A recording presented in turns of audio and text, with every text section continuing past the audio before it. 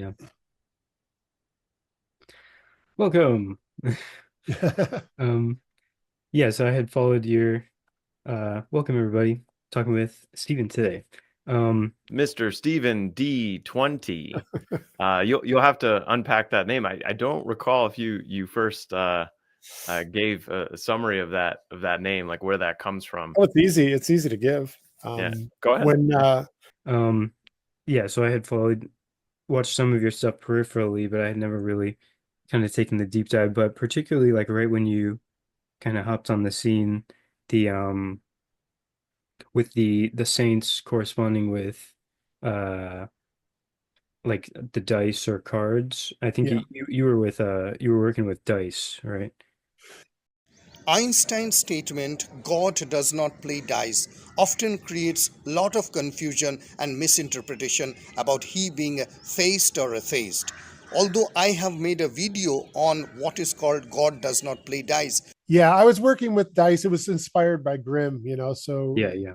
yeah. So I came to the TLC via Grimm. Really, when I was watching Grim Grizz so early on, I've only been a Christian for a little over a year, and I've been in this space for more than that. So you've watched me evolve, or I've been evolving while this was going on. But uh, Grim would roll dice, for the savings throws. It's a whisper in your ear. Now listen here. Remember, embody. Here on the Grim Grizz streams, you get the savings throw against the mind control we use on you and the one that you're swimming in constantly, because we're all wizards and words are magic.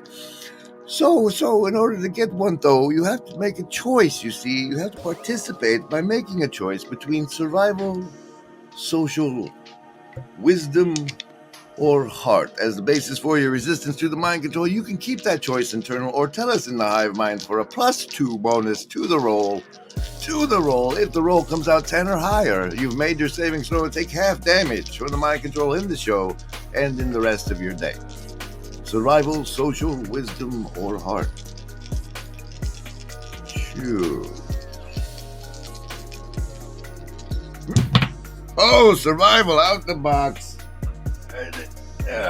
With a prime 19, though. If you're going to jump out the box, that's the way to do it. Social is prime 17 for you. That's the thing. That's the savings throw. Maybe we'll even give you some. Stay tuned. Yeah, I could use them.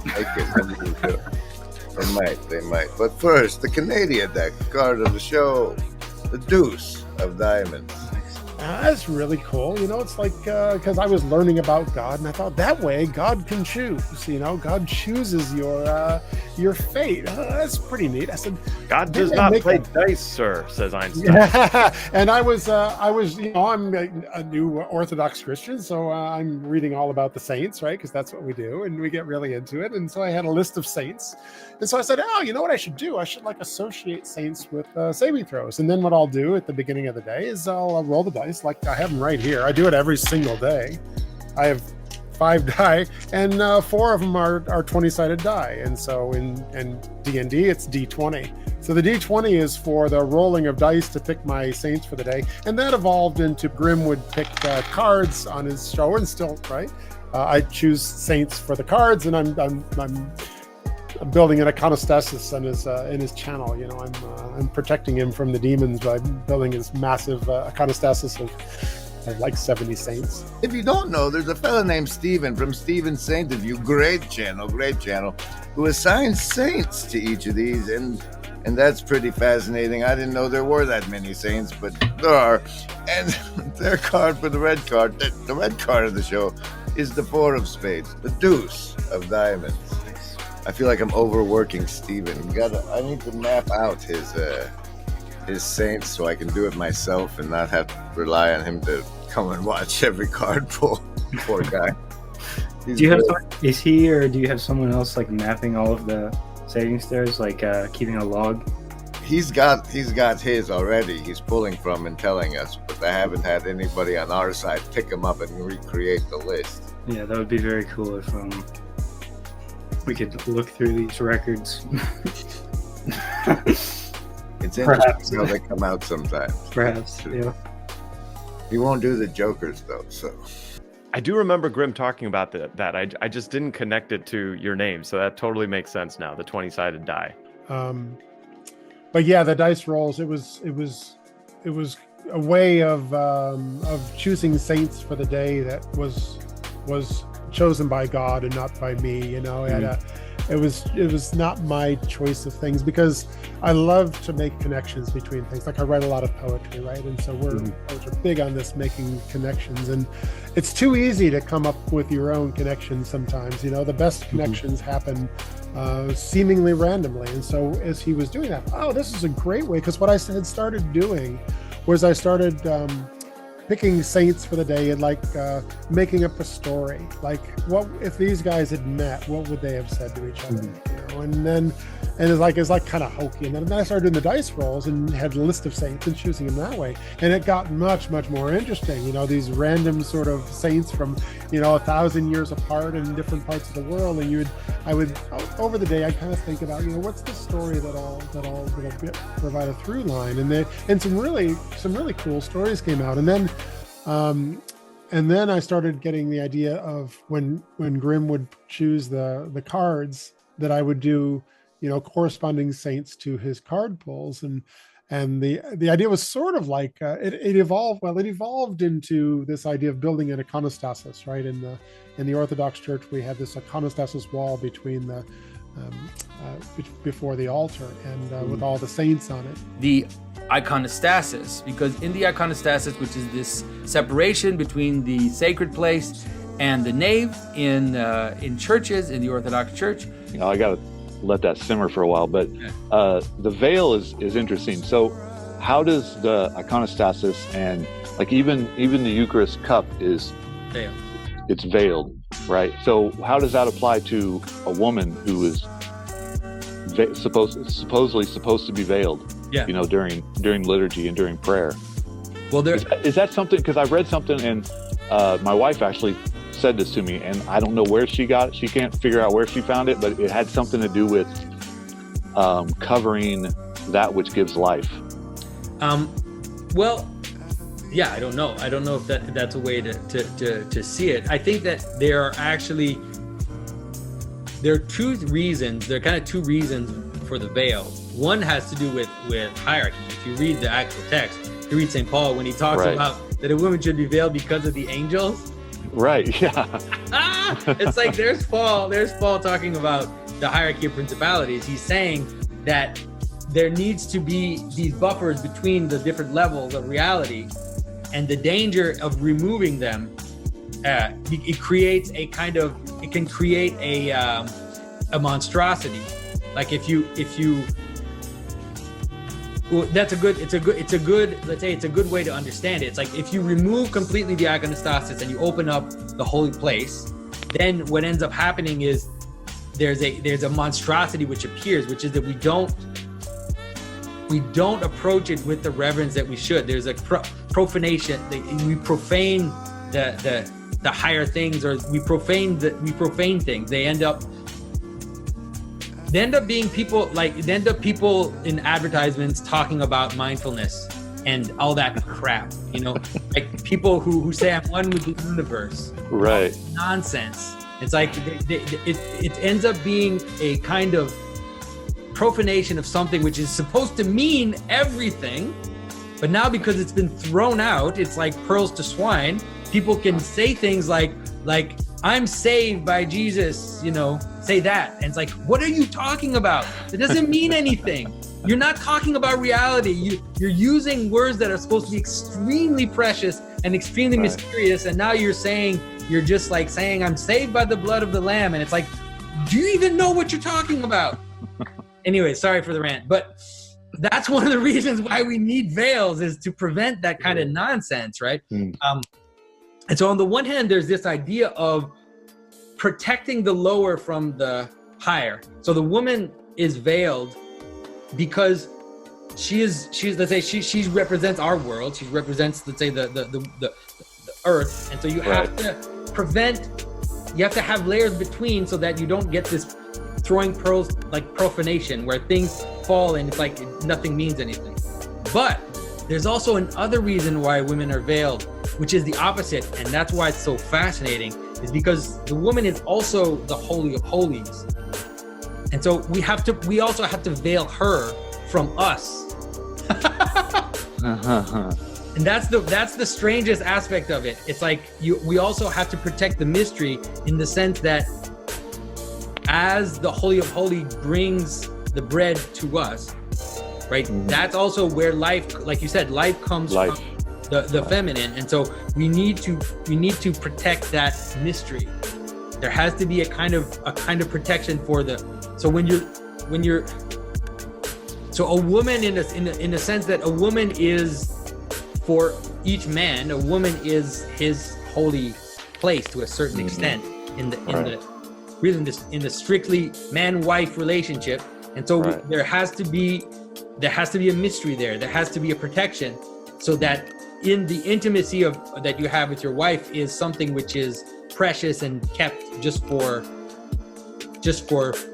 yeah. So it's all of that that's happening at the same time. That's the way I understand it. It's a tough thing to talk about, because it's so controversial right now. Right. Yeah. Wow. Very often we will find what is known as a deicist, and the deicist will have Christ on our right, let's say, but also in the deicist he's often in the middle, and then on his right will be the Mother of God, and then on his right again will be this red angel, which has come to be represented as Saint Michael, come to be understood as Saint Michael. The present rulership of Michael, which began not very long ago and will last from 3 to 4 centuries, signifies that the cosmic forces of the sun penetrate right into the physical and etheric bodies of men. Michael is essentially a sun spirit. He is therefore the spirit whose task in our epoch is to bring about a deeper, more esoteric understanding of the truths of Christianity. Christ came from the sun. And so on his left now will be St. John the Baptist, and then will be the blue angel, which we saw earlier, who has come to be understood as Saint Gabriel, the Archangel Gabriel. When Grimm would choose the cards, that I would do, corresponding saints to his card pulls, and the idea was sort of like it evolved. Well, it evolved into this idea of building an iconostasis, right? In the Orthodox Church, we have this iconostasis wall between the before the altar, and with all the saints on it. And so it's like I'm thinking, over time, I'm building this giant iconostasis on Grimm's channel. I have no idea what he thinks about it. Stephen D20 says, pull a card for iconostasis time, and I'll be happy to, because I love it when there are saints associated with my works. That's reassuring on a level I'm not comfortable with, but I am reassured by. And it's the Deuce of Diamonds is the Canadian deck card for the show for our iconostasis. But now we're moving into the questions that have successfully made it into the appropriate question area of the Discord. It's standard for these work dogs that they want to. They watch these dogs incredibly. So I'm going to spend most of the day in the car driving the dogs to a place. I have no idea what he thinks about it. I know that when I stopped for a while, I stopped doing it because I thought no one, is anyone even like, this is just too crazy. No one's on board. So what am I doing? And then he would say to me, "No, I'm on board. Keep doing it." So I thought, okay, well, so. Yeah, I remember that. Yeah, I remember it caught I was like, oh, this is cool. I like that he's doing this and like kind of advancing this way of thinking about it. And yeah, I think it's very, I definitely resonate with that. I support that you continue doing it. Is what yeah, no, I think I'm going to continue doing that for long term. But yeah, it's the idea. And then if, you can think about this is that this iconostasis wall interacting with what he's saying for the day. And you got these now you got, as if there weren't enough levels in Grimm's channel. If you think of him behind the iconostasis, it's like it becomes even more interesting. For sure. Yeah. And it resonates particularly as well because my kind of first foray into spiritual practices, aside from like kind of meditation and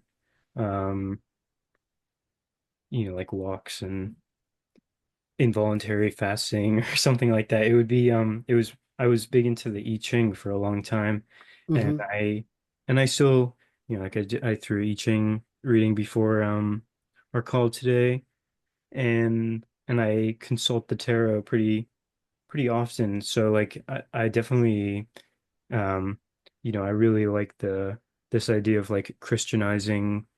um it's a dirty word, divination. I don't even know if I would call it divination, like what I've done in the with regard to the tarot and the coins. But I cannot deny that like there is like a way about it that it does provide like you said, more interesting when you allow. I find that the I Ching can sometimes be harsher. It can be a lot more blunt. I think sometimes it tells it to you a little bit like too real, like it's a little too much for you to digest in the moment.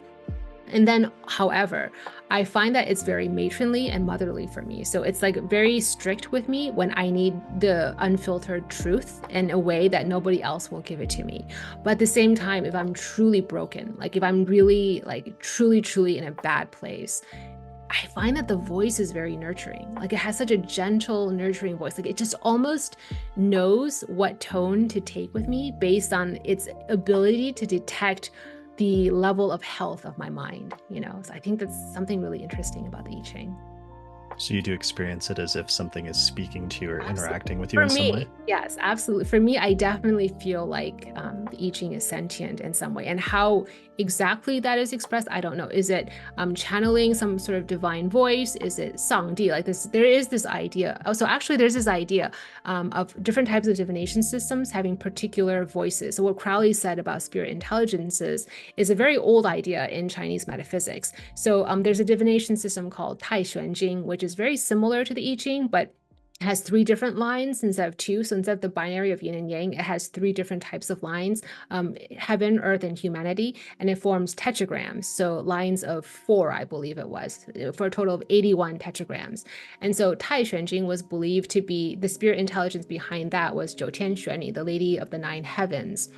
There was another Gui Cang. Gui Cang was one that they believed was either the Queen Mother of the West that was the spirit intelligence, or the Moon Goddess was the spirit intelligence behind that divination system. When you allow like the so-called randomness to like get involved, things become very interesting. So it's Right. very cool. Yeah, it's It's as very. if there's layers. It's as if there's layers of your consciousness. I don't know if layers is a good word, but I'm going to use layers. You mean like it's as if the randomness is activating these other layers that are then sort of Mhm. bringing their input in, and they're there all the time. You just and if with you meditation or whatever practice you have, you Mhm. start to become aware of this much larger. I was always accessing it through poetry. I've been writing poetry all my life, and so I very early figured out these muses, right? This is, Mhm. and whether you think it's an external, or I always thought it was an internal. I no longer think it's an internal muse. But I used to think it was just an internal muse. It was just part of a subconscious in me that was being activated in a very hyper intelligent, right? Mhm. Subconscious, and I was always on board with that because I've always been interested in flavor since I was. My oldest memories are of flavor, and flavor is not a conscious activity, right? It's you taste something and you didn't dream that up, and it's a pretty amazing dream. Where is that coming from? And there's no way of really explaining it, but it's this there are pieces of you, or there is the whole you, the tasting part that is extremely smart. I mean, so Mhm. it knows that if there's a little bit of poison in this beautiful tasting food, that you will perceive it and not eat the food. You'll forego, Mhm. you will lead yourself to starvation rather than poison yourself, even in the presence of lots of, of the. So I have a huge respect for taste, and I think that's so I've always thought this kind of mystical way, but in a very physicality, a very physical sort of a sense, because our sense of taste, as we think of it, is this physical sense, but it's obviously way beyond that. Yeah. Yeah, it's all very interesting stuff. Yeah, the impetus for our talk today was that I had posted a video of an edited kind of clip video of this guy who I recently came upon on YouTube, Andrew, I think it was Linnell. He seems to be the world's authority on transhumanism and anthroposophy. What is it about transhumanism that has a spiritual purpose? And of course, when we think about such a thing, instantly we go, oh, but that's going to take us in the wrong direction. We don't want to go down into subnature and down into machines. We want to become angels, higher beings. So why would we have this transhumanism? And talking with another guy who runs a channel called Eurythmy for You. Eurythmy to the people, we just say eurythmy is nothing special, you just consist of eurythmy. Huh? So how we said we have the etheric body already available, we just must become aware of it. And this guy Andrew Linnell is an anthroposophist, which is Steiner's movement, or the movement that Steiner facilitated, and they were talking about the connections between eurythmy and this concept of the ether or the aether, the ether. You have the psychical or the soul or whatever, and then from there it becomes the astral and then the etheric, and there's this kind of complexification that's happening on the way down. And Steiner had this cosmology of the physical body, the etheric body, the astral body, and the I, which would be like the ego or the etheric. If we look at the way that like Steiner and the Theosophists and Indic philosophy talking about Blavatsky. Now you might say, wait a second. Some people say that Blavatsky is evil. Well, remember Steiner started off with Theosophy and Blavatsky, and he actually took vows to the esoteric section of Blavatsky. Helena Petrovna Blavatsky, there's only one thing I really want you to get here, and that's that when she's talking about the highest ether, Akasha, notice she calls it Fohat. And then she says Fohat is a being. Okay, now you're getting where you need to go. These aren't just forces. These are beings. And then to understand a being, you need to know its biography. So in here, Blavatsky shows you from the past, from the East, a really amazing picture about the ethers are called tattvas. But then she talks about Fohat. And Fohat, Alice Bailey calls the fiery magnetism of the solar logos. Well, you know who that is. And so in essence, though Steiner never once says it, one could actually assume that the Akashic ether has something directly to do with Christ and the second logos. So that's the next chapter. The way this is usually chopped up is that you've got the what you could call the somatic or the physical, the mineral is what Steiner calls it. Then you've got the etheric, then you've got the astral, then you've got the I. Again, I kind of deviate from Steiner on this because I think the way that he uses the word I creates ambiguities, but I would that fourth layer I would call like the psychical body or something like that. Or the ideational layer of our consciousness. Either way. Yeah. Right. But really the whole thing about the ethers, like the various ethers and the roles, he really like put a lot of thought into it. So I can definitely by no means claim to have like a grasp of what is totally meant there. And I also have like I also think there's other ways of like framing it. Like I don't know, for example, I'm not sure if you've heard of there's this channel Galahad Adonis who he's been developing kind of, I don't know if you would call it a worldview or like a terminological set for understanding reality and such. And he also talks about this kind of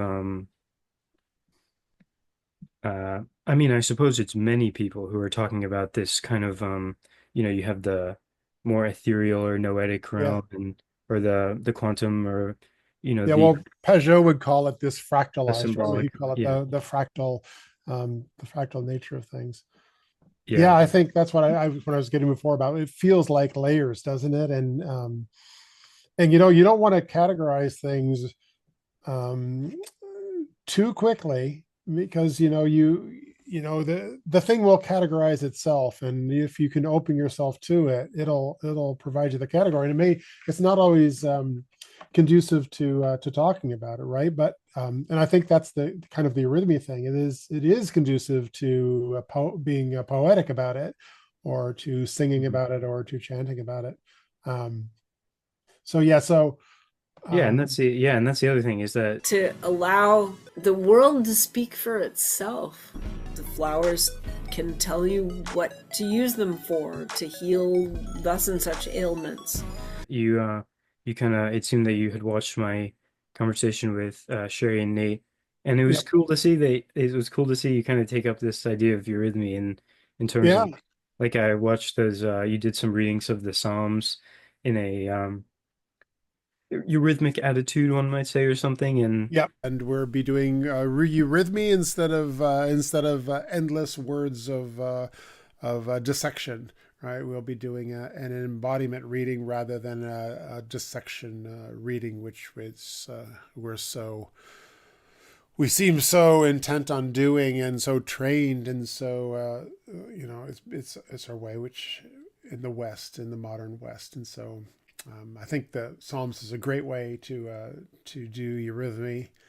Thinking about how really language is not merely like conceptual, definitional, informative words. It's more so about, it depends on what we mean by information. But it's not. It's that really the speech act is, and language in general. There's a lot more going on than just like the meanings of the words. And a great place that we can see this is in stuff like the Psalms. And in um, Islamic, like in the Quran, it's very explicit that it comes with this musical aspect to it, and that is essential for understanding the meaning. And that's really true for, And he had this twinkle in his eye, sort of a naughty twinkle. And he also was stubborn. I could see as stubborn as I am. You could tell it in his mouth. Whether it reveals or conceals depends on the hands that wield it. Any form of communication has some aspect of hypnotism in it, just by its nature. He's basically saying hypnosis happens in every day, and you shouldn't think of it as a bad thing because I can use it for good. And that's really true for, I don't mean to go on this little rant. No, that's fine. Yeah. It's fine, but it really is exactly one of the things that strongly attracted me to the Orthodox Church, is that, in the Orthodox Church, the liturgy is an hour and a half, and it's entirely sung. Yeah. There's little bits that are chanted, but even the chanted parts they're always sung. Everything always sounds better sung. And so as much as sung as can possibly be sung, if the choir's not there, then a reader will try and read it in a sung way. So it's very, very easy for these different aspects of ourselves to be completely out of phase with one another. And music can kind of serve this function of bringing these things into alignment with one another. There's so much more to it, and you get away from sort of dissecting the words, and you get into like a mood, right? This soul mood can be called mysticism. You get into into this higher way of I don't like the word, into this other way of thinking, that it feels like an embodied poetry, I guess you might say, is that poets are always trying to embody the words, but I mean, this church has it down. I mean, they've been working on this for a long time, and after 300 or 400 years, they got a pretty good methodology, and then the methodology has not changed. It's the same as it was back then, but it's So when I was first introduced to the church, I was like, "Oh, this is awesome!" I'm in participating in all the singing and the icons, all this art, and of course, then there's the incense that sort of transcends, and I'm into the flavor aroma thing. So that's and there's, I mean, we begin every service with an offering of incense and ask for God's mercy to descend. That's how the priest begins every single liturgy. So I'm right, that you've got me at that point. I'm all, I'm in. So but a recent thing that happened was that my godmother, who's a choir director, had said, "Hey, why don't you sing in the choir?" And I said, "Well, I don't think I've sung since grade school." I said, "I don't think I can really sing." She goes, "We don't really need to be able to sing. Just, go back there and, can you read music?" I'm like, "Yeah, I can read music." She goes, "Well, there you go. You're in." You have to. And so at first, when I was singing, because I was so watching the words and the notes and this and singing it right, that I was completely out of that thing that I loved so much. And I knew that, people that were singing said, "Well, after a while it will add to your experience, but at first it's going to be," and of course, a lot of these people have been in the church since, from cradle, so they've never had the experience of of learning how to of thinking of it as song and then integrating it back into the feeling that you're getting from listening to the singing. But the upshot of all that is that at first I would sing a liturgy and then I would not, and I would sort of compare, and then I would sing one and I would not, and the feeling that I was having when I was outside the choir was always much stronger. I always felt much more connected, because when I was in the choir, I was so busy reading the words. I was into the reading the notes, reading the music, and but now, and this has only been I've only been singing for maybe 4 months, maybe. Now I'm to the point where I can sing and have the feeling that I had before with the connection, and it's not perfect yet, but I can see that it's going to be to the point where it's only adding that layer, and then it's really powerful, because so much of what you're doing in the singing is singing what, say, the angels would sing, or singing, you're singing in the presence of God. And so you're doing this sort of, you're in with the angels at that point. And I like thinking about angels. I've been doing that a while. I haven't really talked about it, but they're fun to think about, these messengers, these intermediaries that I think have to do with the transmission of revelation, that they're interpreters. So yeah, so when you're singing in the choir, you're in imitation, and perhaps the closer you get to an angelic singing, the closer you get to whatever it is the angels, whatever it is the methodology of the angels is, that you can get closer to this revelation that's coming so easily to John and to Mary, that we can get glimpses of it, and that we were, my position is that we were created to do this. That this is the thing that we are supposed to do. We're supposed to be in the Orthodox Church. We're supposed to achieve theosis, which I think theosis is just a constant. Like Mary living in the Holy of Holies as her instruction, right? And if you can imitate the angels well enough, perhaps that's one way.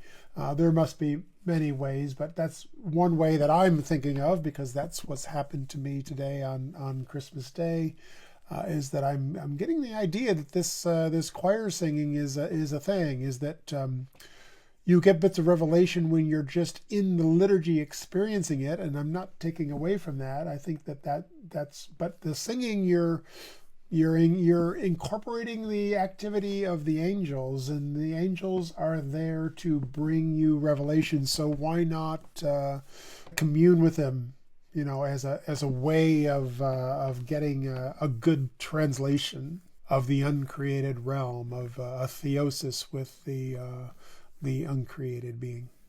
And this little thing that I'm doing, this sort of idea of integrating physics into theology to Christianity that I've been doing, had started to focus a lot more on the angels. So it's really been it's been quite something. And I don't know if my integration of the physics with the theology is a result of my communing with angels in the choir, or if the feeling of my or the impetus to join the choir and commune with the angels is because my theory. I don't know which is adding to the other, but it's a nice I'll take it, right? It's a nice sort of conjunction of the two. So and that's exactly why I started doing the Psalms. Was I thought, well, this, I'm done. I didn't really want to do that physics integration with theology on YouTube's for the public. It wasn't really something I wanted to do. And poets get these muses, and these muses can be insistent, and it was sort of what happened here, a different sort of muse. You might say the Holy Spirit was the muse on this project of yeah, I want you to project this out into the world, the physics and the theology. All right, but I thought it was done. And when it was done, I had been talking to Sherry a little bit. She was talking about Steiner, and I didn't really know much about him, but then she would send me links. I'm like, oh, well, I know all about that. I just didn't know him in particular, but that idea of these layers, I said, I know.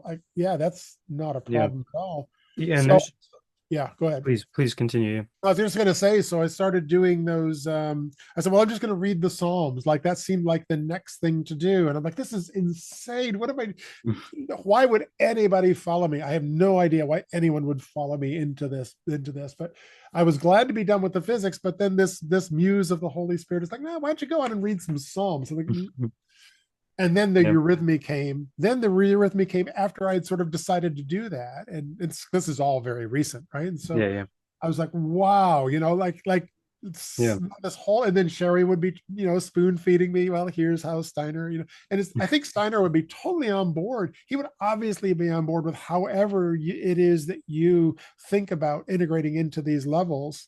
I think Lee was saying before, is I don't know what Steiner would think about how I'm thinking, I Ching, or however you're thinking about that. But I think the feeling I get is that he would, however you can figure it out, because eurythmy is not just one thing, right? Evolution is motivated by opposites, and a counterpole must be created to the maltreating of the etheric body through modern schooling, by making the etheric body more elastic, by bringing it naturally into movement, in the sense that this is attempted in the first rudiments of our eurythmy. We must create a counterpole by introducing eurythmy. Eurythmy is indeed connected with what I have to call the universal character of our spiritual movement. Eurythmy will eventually become much more than the new art it is now. It will become a guide to show human beings how the spiritual soul life may be carried on the waves and rhythms of speech. Now is a time when many people speak with such little articulation, let alone soul, that we can no longer really call it speech at all. People spit their words. It's been adapted to all sorts of different things, and eurythmy will become something that is quite general. And you can adapt to the eurythmy in saying reading the Psalms, and the idea that you're learning that much more is present than the words. You can do that with farming, right? There's a farming practice that Steiner did, right? The biodynamics. So I'm a winemaker, so I know all about biodynamic farming, because in grape growing, it's a big deal, So, so I think, and now this communing with the angels idea has sort of all of a sudden blown up. I've had more ideas in the physical, Christianity complex where angels are playing this bigger role, and where you have multiple layers of angels, and the way that Pajot does the fractals, or that Steiner would think of the layers of the ether. So sorry to go on so long, but no, it's all good. Yeah. The Four of Spades. Speaking of Stephen's sainted view, it turns out he has a strange new theory, and here's part of it for you. Here's what I'm thinking. I'm thinking that in the way that we're trying to embody, this this ethereal thing, this spirit, right? And the way we're trying to do that maybe what your guardian angel is up to is watching you embody the spiritual and then reporting back to God what you're up to, reporting back. So if you're using a certain saint to bring embodiment to spirit, the guardian angel is doing the reverse action. It's reporting your embodiment of the spirit back to the spiritual realm, back to God, back to the saint. Perhaps it's the guardian angel. It's your guardian angel that's taking those embodiment activities back up to the spiritual realm in order that the spiritual realm knows how to pray for you.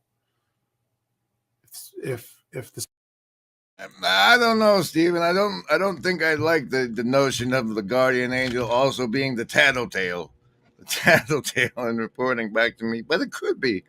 It could be. We don't talk, me and the guardian angel.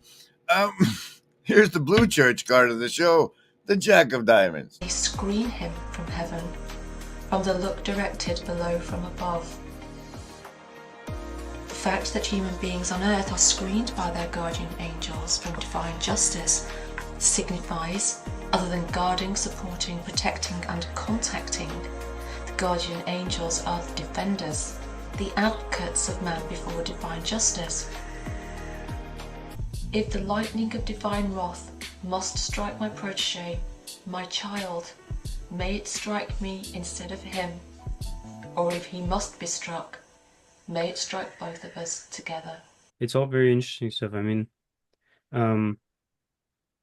yeah, there's also I think there's a bunch of connections with kind of what you've been thinking about and Steiner's way of thinking. Like one thing that really stood out to me, just maybe as a digression away from the discussion of the Eurythmy and Aether, although I do think they might connect.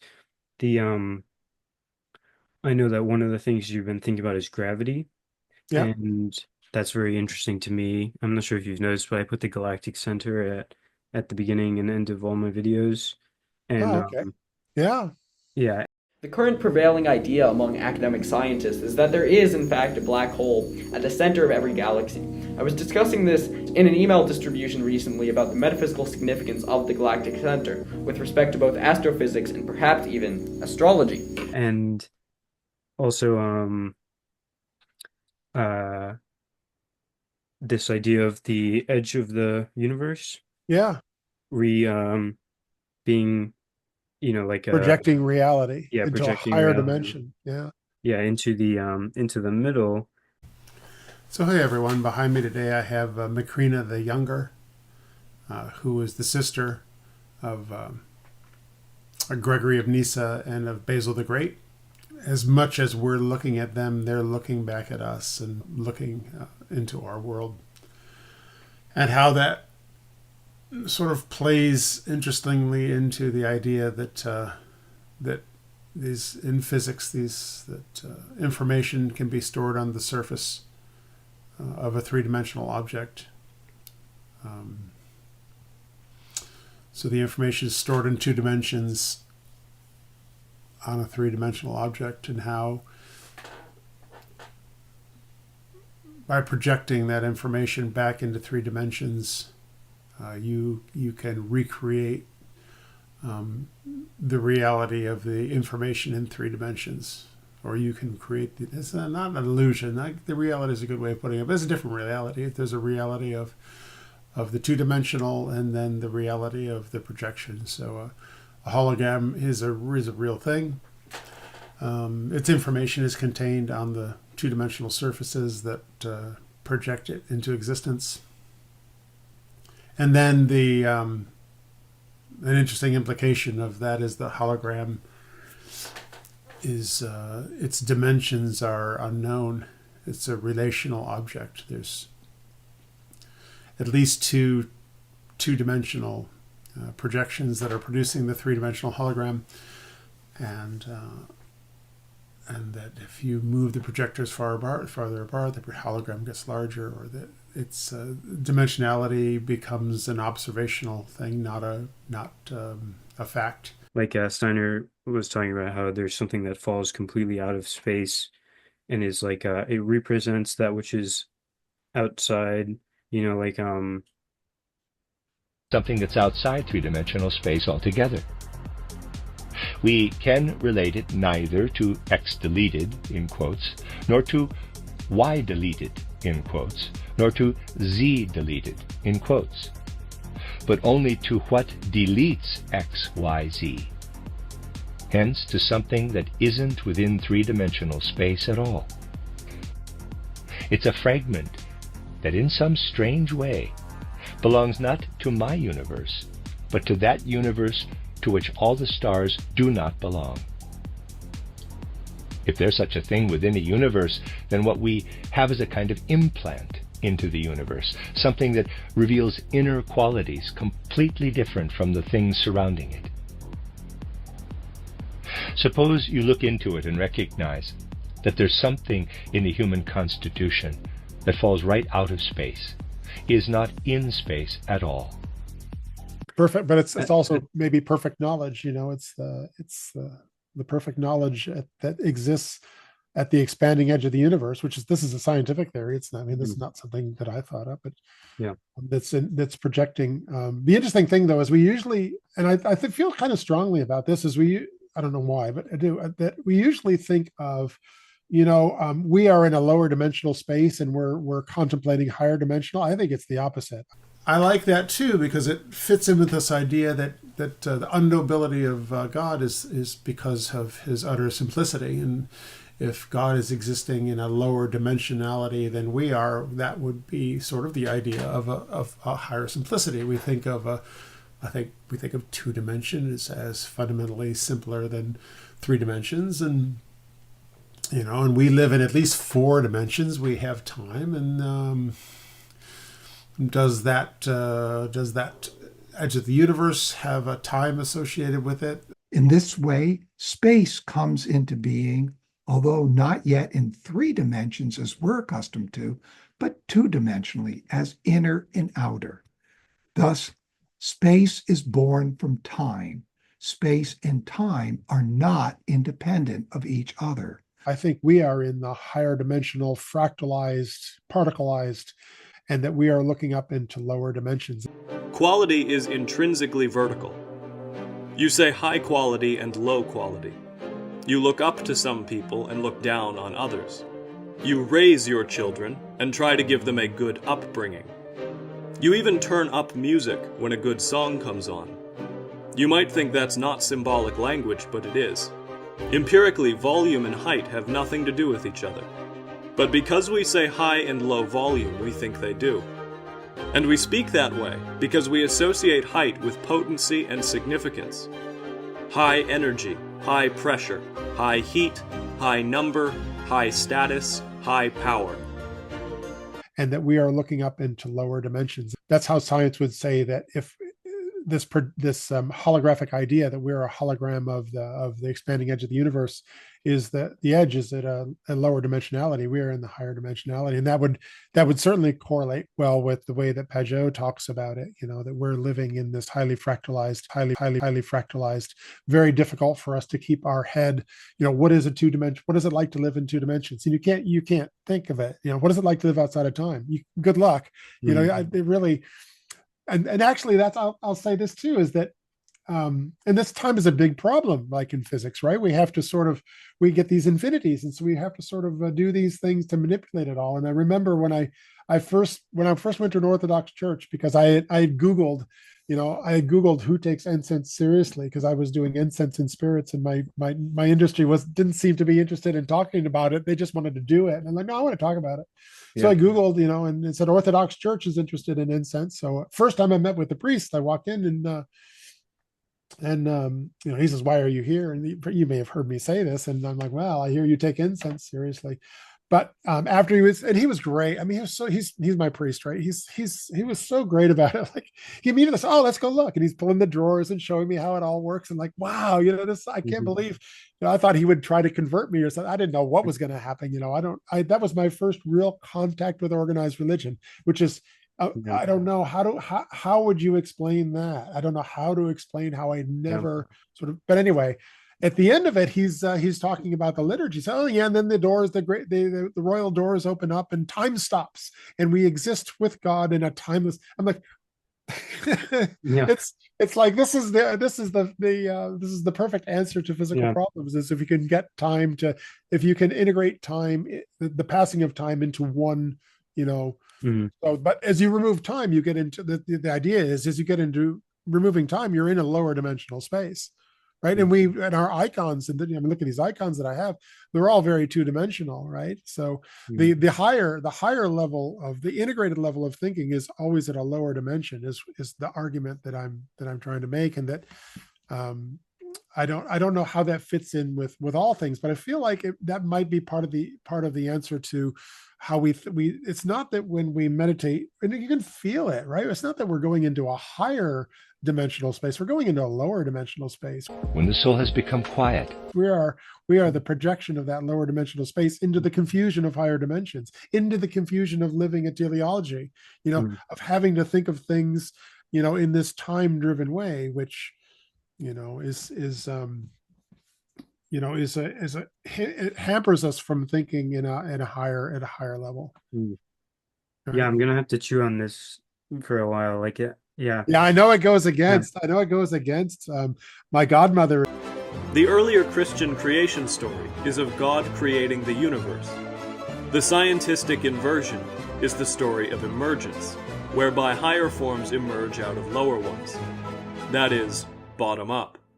My godmother is like, I like a lot of your thoughts, but I really don't like this one. I really don't like this one. And she's there is a thing about it which in that one that I mentioned where Steiner's talking about the edge and stuff, like he had this idea of removing dimensions, like where you draw like he had diagrams as well, and you would take I remember there's one line that comes to mind where he said it's not that the y-axis, it's not that we have one dimension, but it's that we used to have two and one has been removed. What I mean now is that the reason why I have only two dimensions isn't that I never had a third. Rather, it's because I had a third and it has vanished. The two dimensions are an outcome of the coming into being and vanishing again of the third dimension. I now have a space which, although it outwardly shows only two dimensions, must be conceived inwardly as having two third dimensions, one positive and the other negative. The negative dimension springs from a source that no longer can be there in my three-dimensional space at all. I would have to draw it in not quite precisely this way, but rather I'd have to draw something flattened. Then it would correspond. I want to suggest that something was there and then vanished. Let's say that the density of an effect, indicated by this dark shading, arose there but then weakened again. See figure 8. Then you're left with a sphere that has a denser portion in the middle region. The 3D space only has meaning for that which evolves within the span of Earth evolution. And because he said like basically this like almost like a meditative exercise of removing dimensionality. Yep. And then eventually there's something that falls out of space entirely. Counter space or anti-space. Let me call it counter space for the moment. And I think he would say that represents what's, on the edge or at the outside, and also how and he connected this with the eyes, which to me is where it's like this is where I'm like ding ding ding ding ding like and how, and I also kind of conceive of black holes as eyes in a sense, and like doing the same type of thing.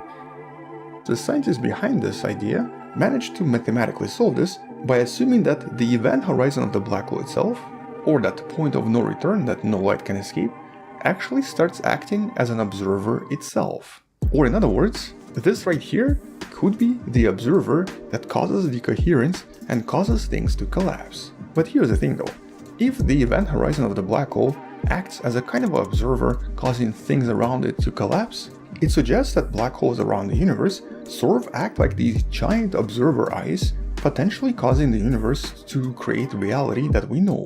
Or the horizon from various black holes is responsible for creating physical objects and for collapsing quantum effects. Or to rephrase this even more, resembles an eyeball It sort of acts like one to create the reality we know. And by itself, this does sound somewhat metaphysical. Does that mean that this is basically God? Well, according to the scientists, it's really quite the opposite. And yeah, that's very interesting. I definitely agree that there's something there with this idea of removing dimensionality, but I'm definitely gonna have to think about it for a while. Yeah. But Yeah, with it's not easy because we've been so trained, I think, to think of you need extra dimensions to get to more knowledge, but it may, I mean, one instance of this is the black holes, right? This idea that matter falls into a black hole, but where is the information? You can't destroy information, and that's a pretty strong physics theory, information theory. You can't destroy information. So where did the information go? Because what falls into a black hole eventually goes into the singularity, and in the singularity, that information is gone. So the idea is it's residing on the surface of the event horizon, right? That the information exists on the surface of the event horizon, and that's part of the Hawking, all this Hawking stuff. In the quantum world, particles are produced all the time and they disappear all the time. These are called virtual particles. They come out and then they disappear again. So that's what's shown in the little loops. They're just appearing and then disappearing all the time. But if this happens near the event horizon of a black hole, the kind of picture is that one particle can go into the black hole and then it's prevented from kind of joining up and disappearing with its partner, and the other partner goes out and it just escapes. Right? So that's how the Hawking radiation is produced. Kind of crazy quantum physics that means that something can just randomly, once in a while, jump out of a black hole. That's another way of thinking of it.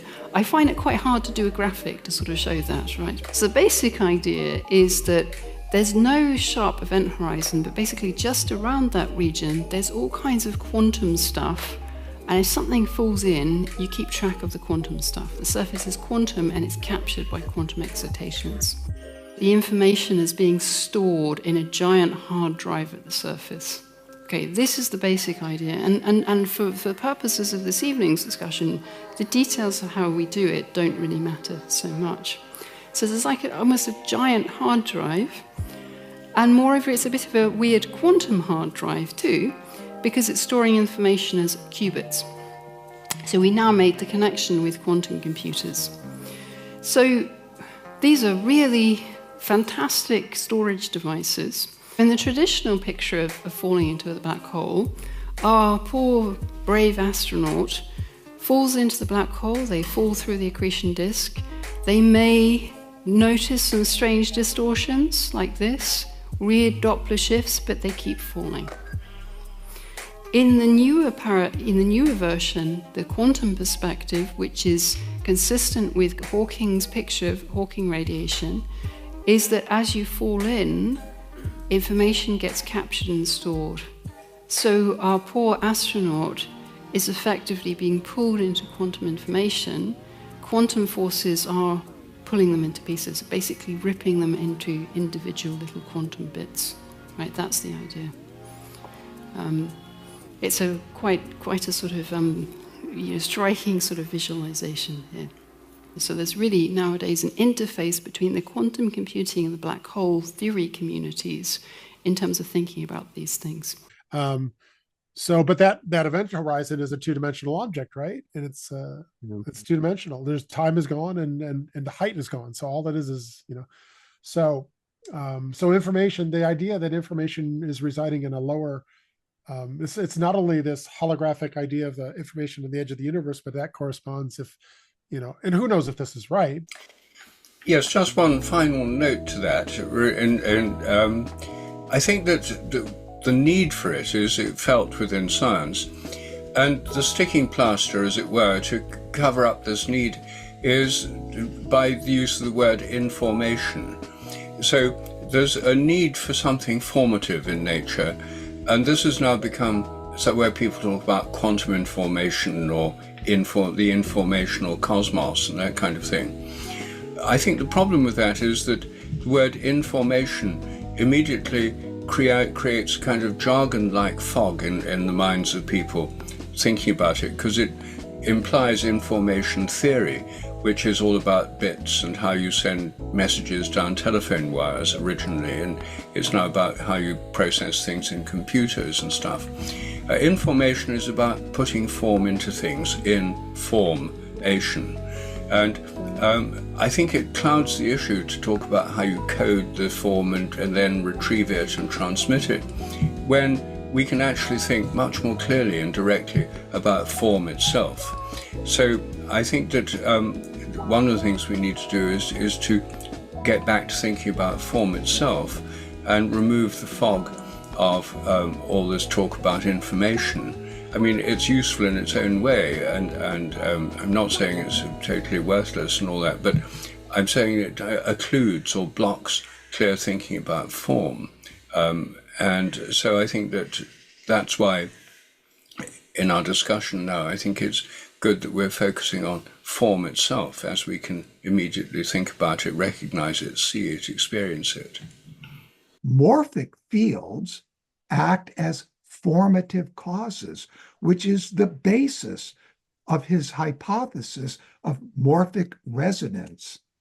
Oh my! Doesn't that sound just a bit like anthroposophy's etheric fields and formative forces? But it at least it corresponds with, and this is high level thinking. Steiner says, as you know, the etheric formative forces come into us from the celestial sphere. And you go, what's an etheric formative force? It is here that we can begin to see the synergy between the noetic ether theory and Rupert Sheldrake's theory of morphic resonance. The ever-elusive and blatantly non-existent dark matter of orthodox astrophysics may in fact be the morphogenetic interplay of electromagnetic fields and atomic density fields. I mean, Hawking's not thinking about things that he hasn't, that are just spurious. So the idea that the information is existing on lower dimensions, and then that we are in some way a projection of that. Yeah. It's also making me think of like it kind of is, there's an intuitive hook for me with regard to this idea of the eternal now, where it's almost like as we remove dimensionality and become more present, we expand into eternity. And like and I think this also, to connect it back to the Eurythmian ether idea, I think this also connects insofar as Steiner described the ether, and the other people who have, like Galahad, that guy who I mentioned, is also talking about kind of timeless aspects of things, or like metatemporal stuff basically. And so like, for example, the tree, the etheric body of the acorn is also containing the future tree. And so that was one thought that came there. That's an interesting thing. I'm not sure if you could maybe see it like the etheric contains the future in the same way that the mineral contains the past, or you could see it as maybe the better way to look at it would be like this: like the mineral mediates the past, the astral mediates the future. Because that's like behavioral patterns and drives, impulses, desires, that kind of thing. And then the etheric could be seen as kind of like mediating between those two. So it's actually bringing the past and the future into conjunction, and you need that conjunction in order to really have time itself. So yeah. And I think it connects insofar as like this idea of the resurrection body and the ether body being basically that, like, such that when, and this connects with the idea of the body of Christ that we all participate in, such that the perhaps, I don't know, like such that when the priest said to you, we exist in this timeless space, it's like we are we have to learn how to be present in the etheric. As Christ is showing us the way today, so we must also ascend to where the Christ is. As yoga of the air developed when man deeply entered the physical, so must a yoga of the ethers be developed as we consciously enter the etheric. When the priest said to you, we exist in this timeless space, it's like, I think about that almost as like moving into an etheric mode or something. Yeah. Um, Yeah, and totally. yeah, and like basically, Sonny would say that, Christ is showing the way with regard to this idea that we are supposed to, um, we're moving towards. The essential point is that through a special kind of moral and spiritual culture needed to be developed, the ordinary interweaving of the physical, etheric, astral, and ego will be and must be changed. Thereby, another union between the astral and the etheric is brought about. This is an important part of our evolution at this point, that the astral and the etheric can create a new union. The etheric body, like he also talked about the etherization of the blood, and I don't follow all that But does entirely. Steiner get to a point where the ultimate level of ether is an unknowable, like as an apophatic, the way we think of God, as God the Father as being just really unknowable, knowable through the Son, but not knowable in itself. The idea that you can get further away, far enough away that it's just unknowable. It's just, or is it always the idea in Steiner that you can figure it out? There's some way that you can get glimpses. Yeah, I mean, well, I don't know. He also had like higher, like he had the astral above the ether, and then like in his hierarchy, in his spiritual hierarchy, you basically have like the physical, the etheric, the astral, the eye, and then you have the angels, the angelic, and going up the three ranks of angels ultimately to the Trinity. Yeah. And it gets increasingly eternal as we go up. So he has pseudo Dionysus stuff in there, right? Which Yeah. everybody seems to eventually get because these ranks of angels. Yeah. Yeah. Just as something non-spatial is behind everything spatial, so something timeless is behind everything that exists in time. We would be completely different human beings if we did not have the connection with the realm of eternity, the realm where time does not play a role. All the spirits of the higher hierarchies that we know belong to this realm of eternity, the only exception being the spirits of form. They play into the realm where things evolve in time.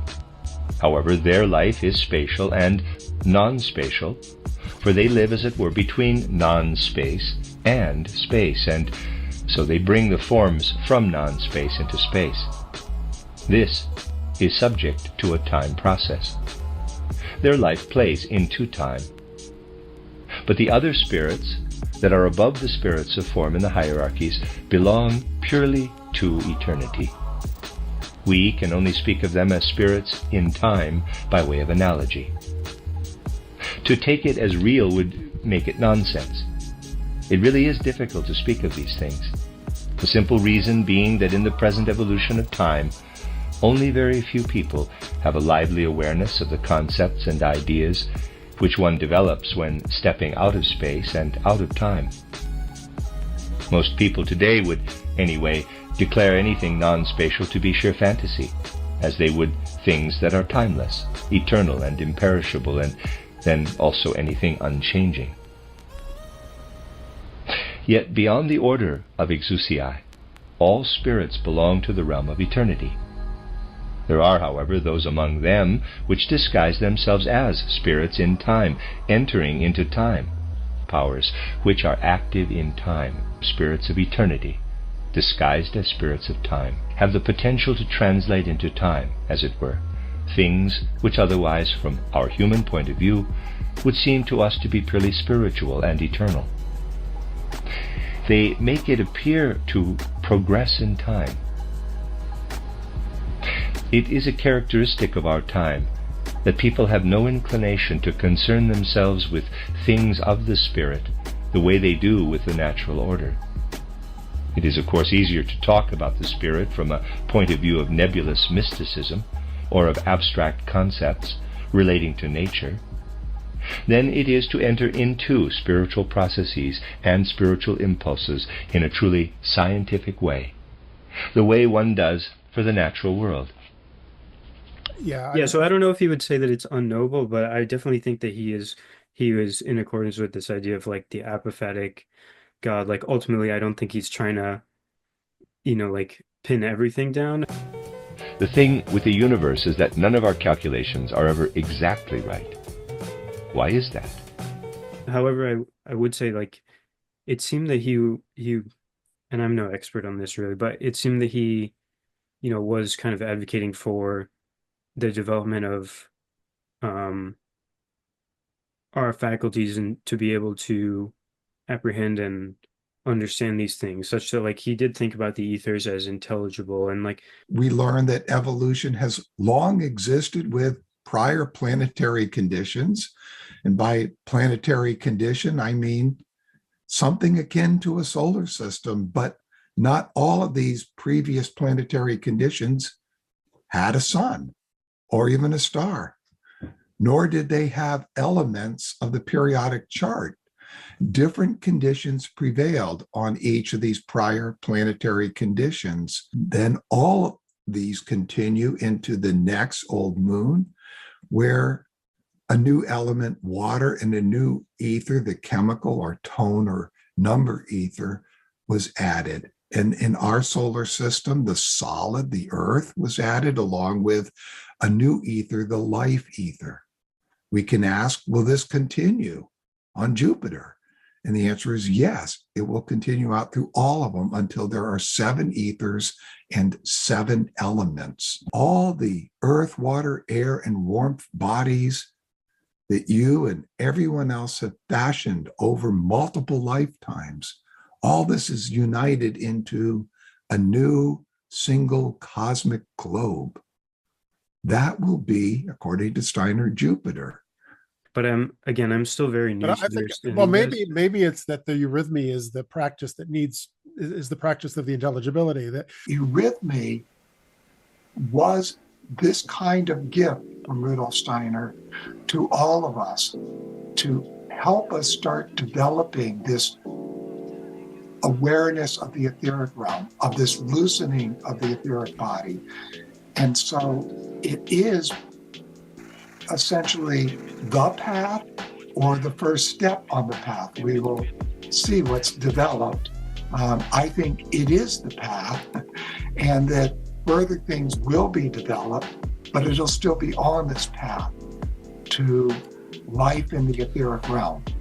And so it's leading us there. it's not reading a statement, it's reading a poem. It's embodying a poem, and that you can only really understand those layers of ethers in not in a literal way, but you have to be them. You have to be like them, and they are. There's multiple inputs at once. It's a poetry reading where the poet loses themselves in the reading. It's the singing in the church when we feel like we're angelic bodies singing at points. It's really and it's not disconcerting. It's beautiful, and you're thinking, wow, I'm not even really singing the words here. What is good? It's so it may be that it's very hard for us, right? We want to dissect everything. We want to, Aristotle really, really, did a number. But not that we wouldn't want to be without him, because you go to the hospital and you want the surgeons to have some good, strong Aristotelian thinking, right? But it's not good for reintegrating, right? It's not good for reintegrating back into the whole. You have to be in a method where your part of you is out of the control. Part of you is in that ether. It's not that you can understand the ether, it's that you have to make a choice. You see, you have to participate by making a choice. You can bring the activity of the ether into your practice and thereby know it. One may hope that as more and more people come to love eurythmy, people will find their way back to a way of speaking that is felt and seen. This was the nature of the primordial tongues. In speech today, very little is born from the soul. There is real cause for despair in today's lack of soul and life in words, not to mention the failure even to articulate. Maybe it's something like that. Yeah. Like meditation would be, right? Like meditation is exactly that too. You have to absolutely not be. You can begin by thinking about particular things, but then you get lost in this larger picture. Yeah. Yeah. Like I'm reminded here of this idea of the etheric body, and such that like he again, I'm learning a lot of this stuff like very, especially in the past couple of days, listening to that Andrew Linnell guy, Yeah. because there's all sorts of like he's talking very big picture in terms of these large historical trends, like where human evolution is going with regard to like the ether and stuff. And Right. Steiner suggested that um the task of our time is basically like the loosening of the etheric body in some sense, where um the etheric body is the life body and the formative. It's what it contains, like the form of your body in a completed way, like such that it's what's Yeah. informing kind of like in the morphogenetic field sense of like um and this guy Formscapes who I've talked with also connects it to bioelectric fields, Right. and I think that that's like a connection with Michael Levin. You got that type of stuff as well. And but being the life body and like that which gives life, and how currently in our like in our the time period from which we are coming, the physical body and the ether body are completely coterminous, like they're the Right. same. But he's suggesting that now it's a matter of loosening the etheric body such that there's a distance where you can actually observe.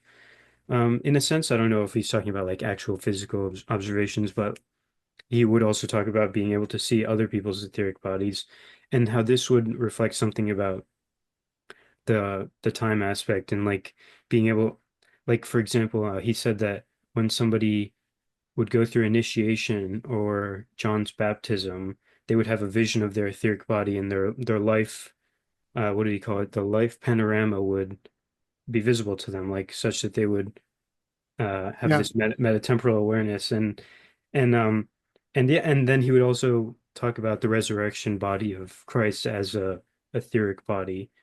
And so there's kind of a constellation Yeah. of ideas for you here. I Yeah. think it's I have this evolutionary theory that that we are just the whole project of God is to love, right? Is to project love as powerfully as possible, and God can exist in an uncreated place, and God can do created things, and so his project won't be complete until he distributes love maximally into the created space. So how do you do that? Well, to have love, you have to have participants, right? And if you're going to have created participants in God's love, and God being an uncreated thing, you're going to have really intelligent participants, because you can't have love without coercion, without knowledge, right? If you don't know what you're loving, then the love is in some way coerced, right? Is in some way not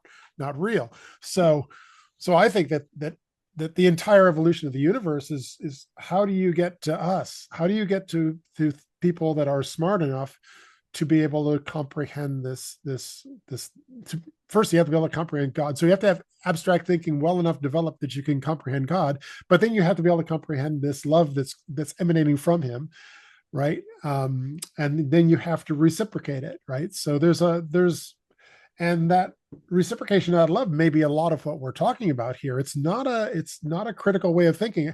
We had to go through a long history of critical thinking. I think of that sort of as the law, the law of Judaism. We had to go through this long critical thinking to develop our minds to the point where we could expand beyond the critical thinking. If this which sounds odd, but I think that it's right. I think it's you know you don't need to be able to critically think to survive, because your sense of taste will show you where to eat. But if you learn how to critically think, you can get to those places to eat much easier, right? But then maybe the ultimate, if you correspond this to taste, because I mean, that's what I do, right? But if maybe in the end, I was saying before that we can't know the intelligence that's tasting, but maybe the ultimate point of our intelligence is to get to the point. No, we can, and in a way, I've done that. I was saying before that, where is this flavor coming from? We can't know. It's this hyper intelligent thing. But, look what happened to me. I took flavor seriously. I went into a church, and now for me, the incense the incense is in a reality is your prayers to God, asking for His mercy as a form of reciprocation of His love. So I've turned flavor into a loving God event, and I've done that, but the church has been doing that forever, right? So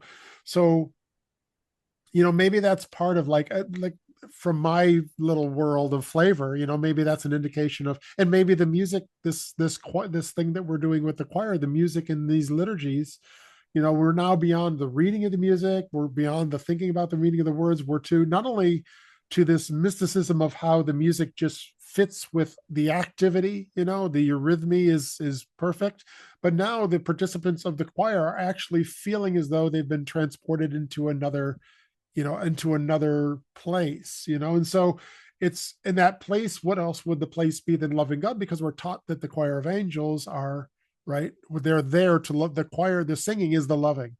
So I mean, I'm just getting a glimpse. I've only been doing this choir thing for a very short time, but I've been doing the flavor thing my whole life. And I think that idea that I've been taught by the church, right, that it's not that we can't know the flavor thing, it's that it's not what you thought it was. It's like it's or that your development of being able to think about flavor got to the point where you could love God by it.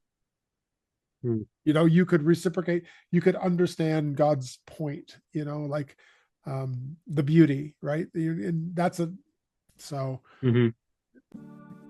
so now I'd like to talk about breathing supernature. Steiner called this refined breathing. He also called it the new yoga will. In the future, we will breathe light, and this is what he calls refined breathing. So let me quote Steiner from Anthroposophical Spiritual Science and Medical Therapy. The lung formation is a metamorphosis of the head formation, only it is arrested at an earlier stage. The head advances further in regard to the same formative forces that are present in the lung, but the lung remains at an earlier stage.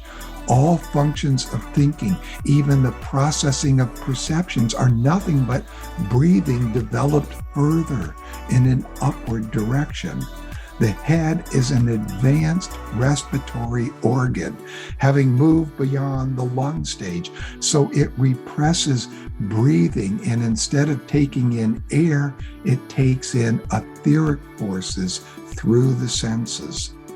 All functions of thinking, even the processing of perceptions, are nothing but breathing developed further in an upward direction. The head is an advanced respiratory organ, having moved beyond the lung stage, but it represses breathing air, and instead of taking in air, takes in etheric forces through its senses, end quote. This is refined breathing, the breathing of the four ethers. We are going to, in this ascent, need to develop a soul process that uses the light. And by light, he means everything that we take in through our senses, what we are breathing in through the senses of seeing, hearing, smelling, tasting, and touching. All of these he calls the light ether. And this, I'll just point out as an aside, has become a problem because people have heard about, and it's a mistranslation of a sound ether. No, it's a tone ether, and it's probably better to call it the chemical or the number ether, so this doesn't happen. What we hear is light ether.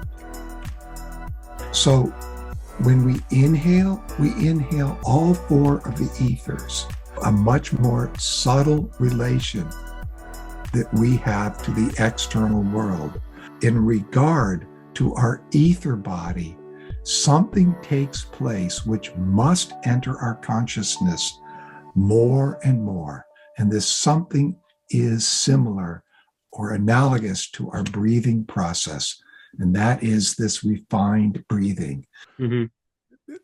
I think I'm with you, is that I'm sort of forming these things and they're sort of ill-formed, but I'm not nervous about it at all, because this is just the way it is with this eurythmy. Is it's just going to come, it's going to come in these, in these meta states. It's always going to be in a meta state, because we have to get beyond the unipolar state of the way that we think.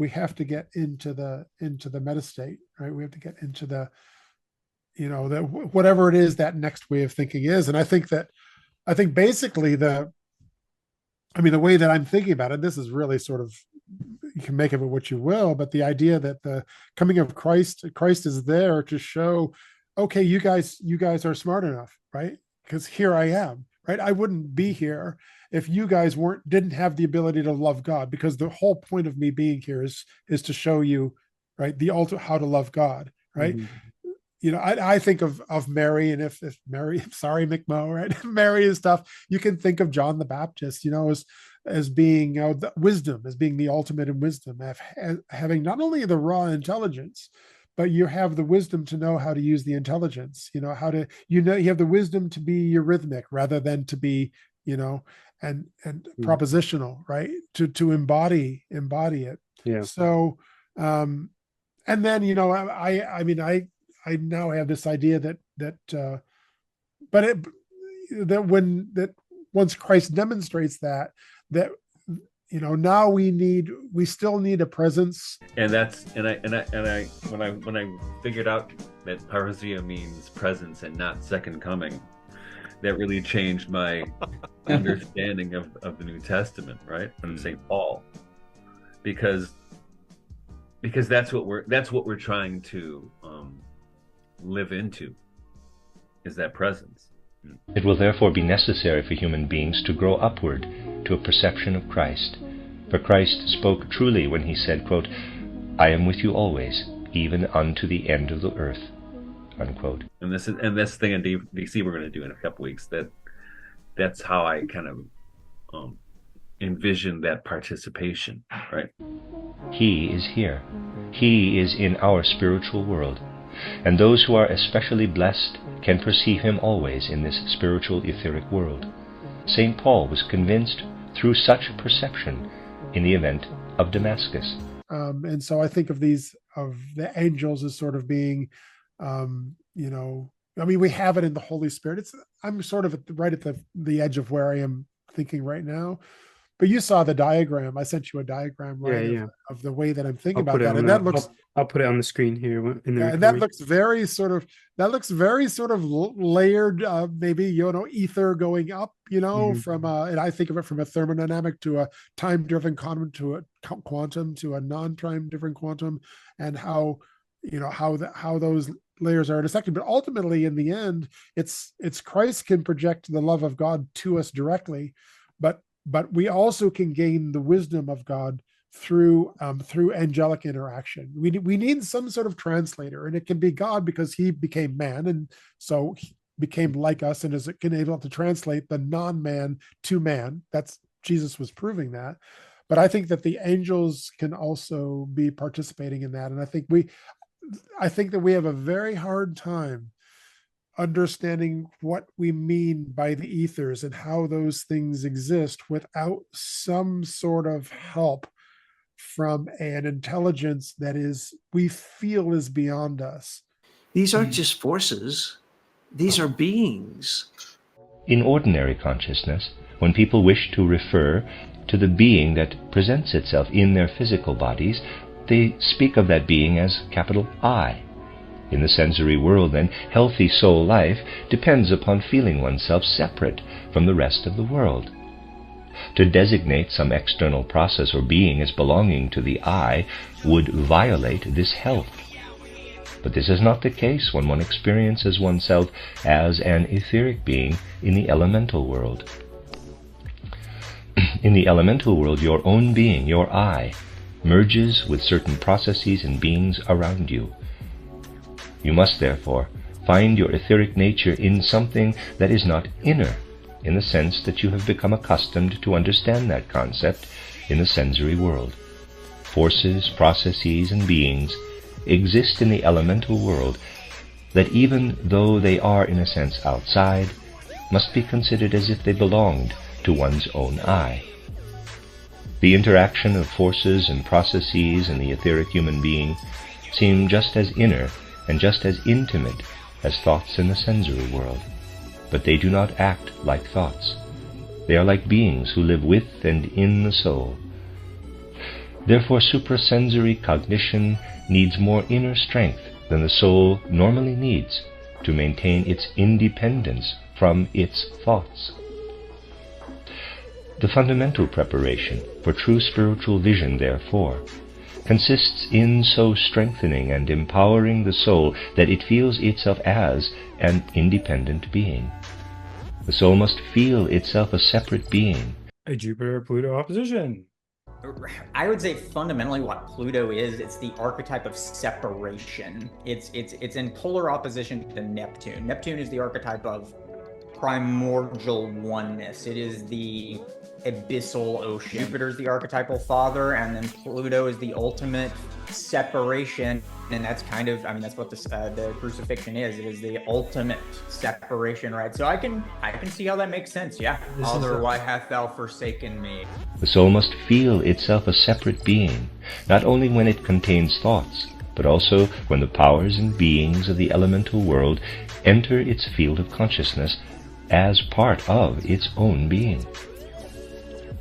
So long as you cannot commit to developing this inner strength, you will have an understandable dread of admitting your spiritual environment. Unconsciously you will reach for the illusion that the spiritual world does not exist or cannot be known. That illusion will help you past your instinctive dread that your own being, your I, is intertwined or merged with a real outer spiritual world. You know, and I was saying before that I think, well, and maybe it's not beyond us. Maybe we just haven't opened ourselves up to it yet. I think that's a lot of how we think about it, like meditation. But it may actually be, you know, that the coming of Christ was actually a necessary thing. You actually had to have an interpreter that was in your sort of space, so to speak. So when Christ is here, we have that with him.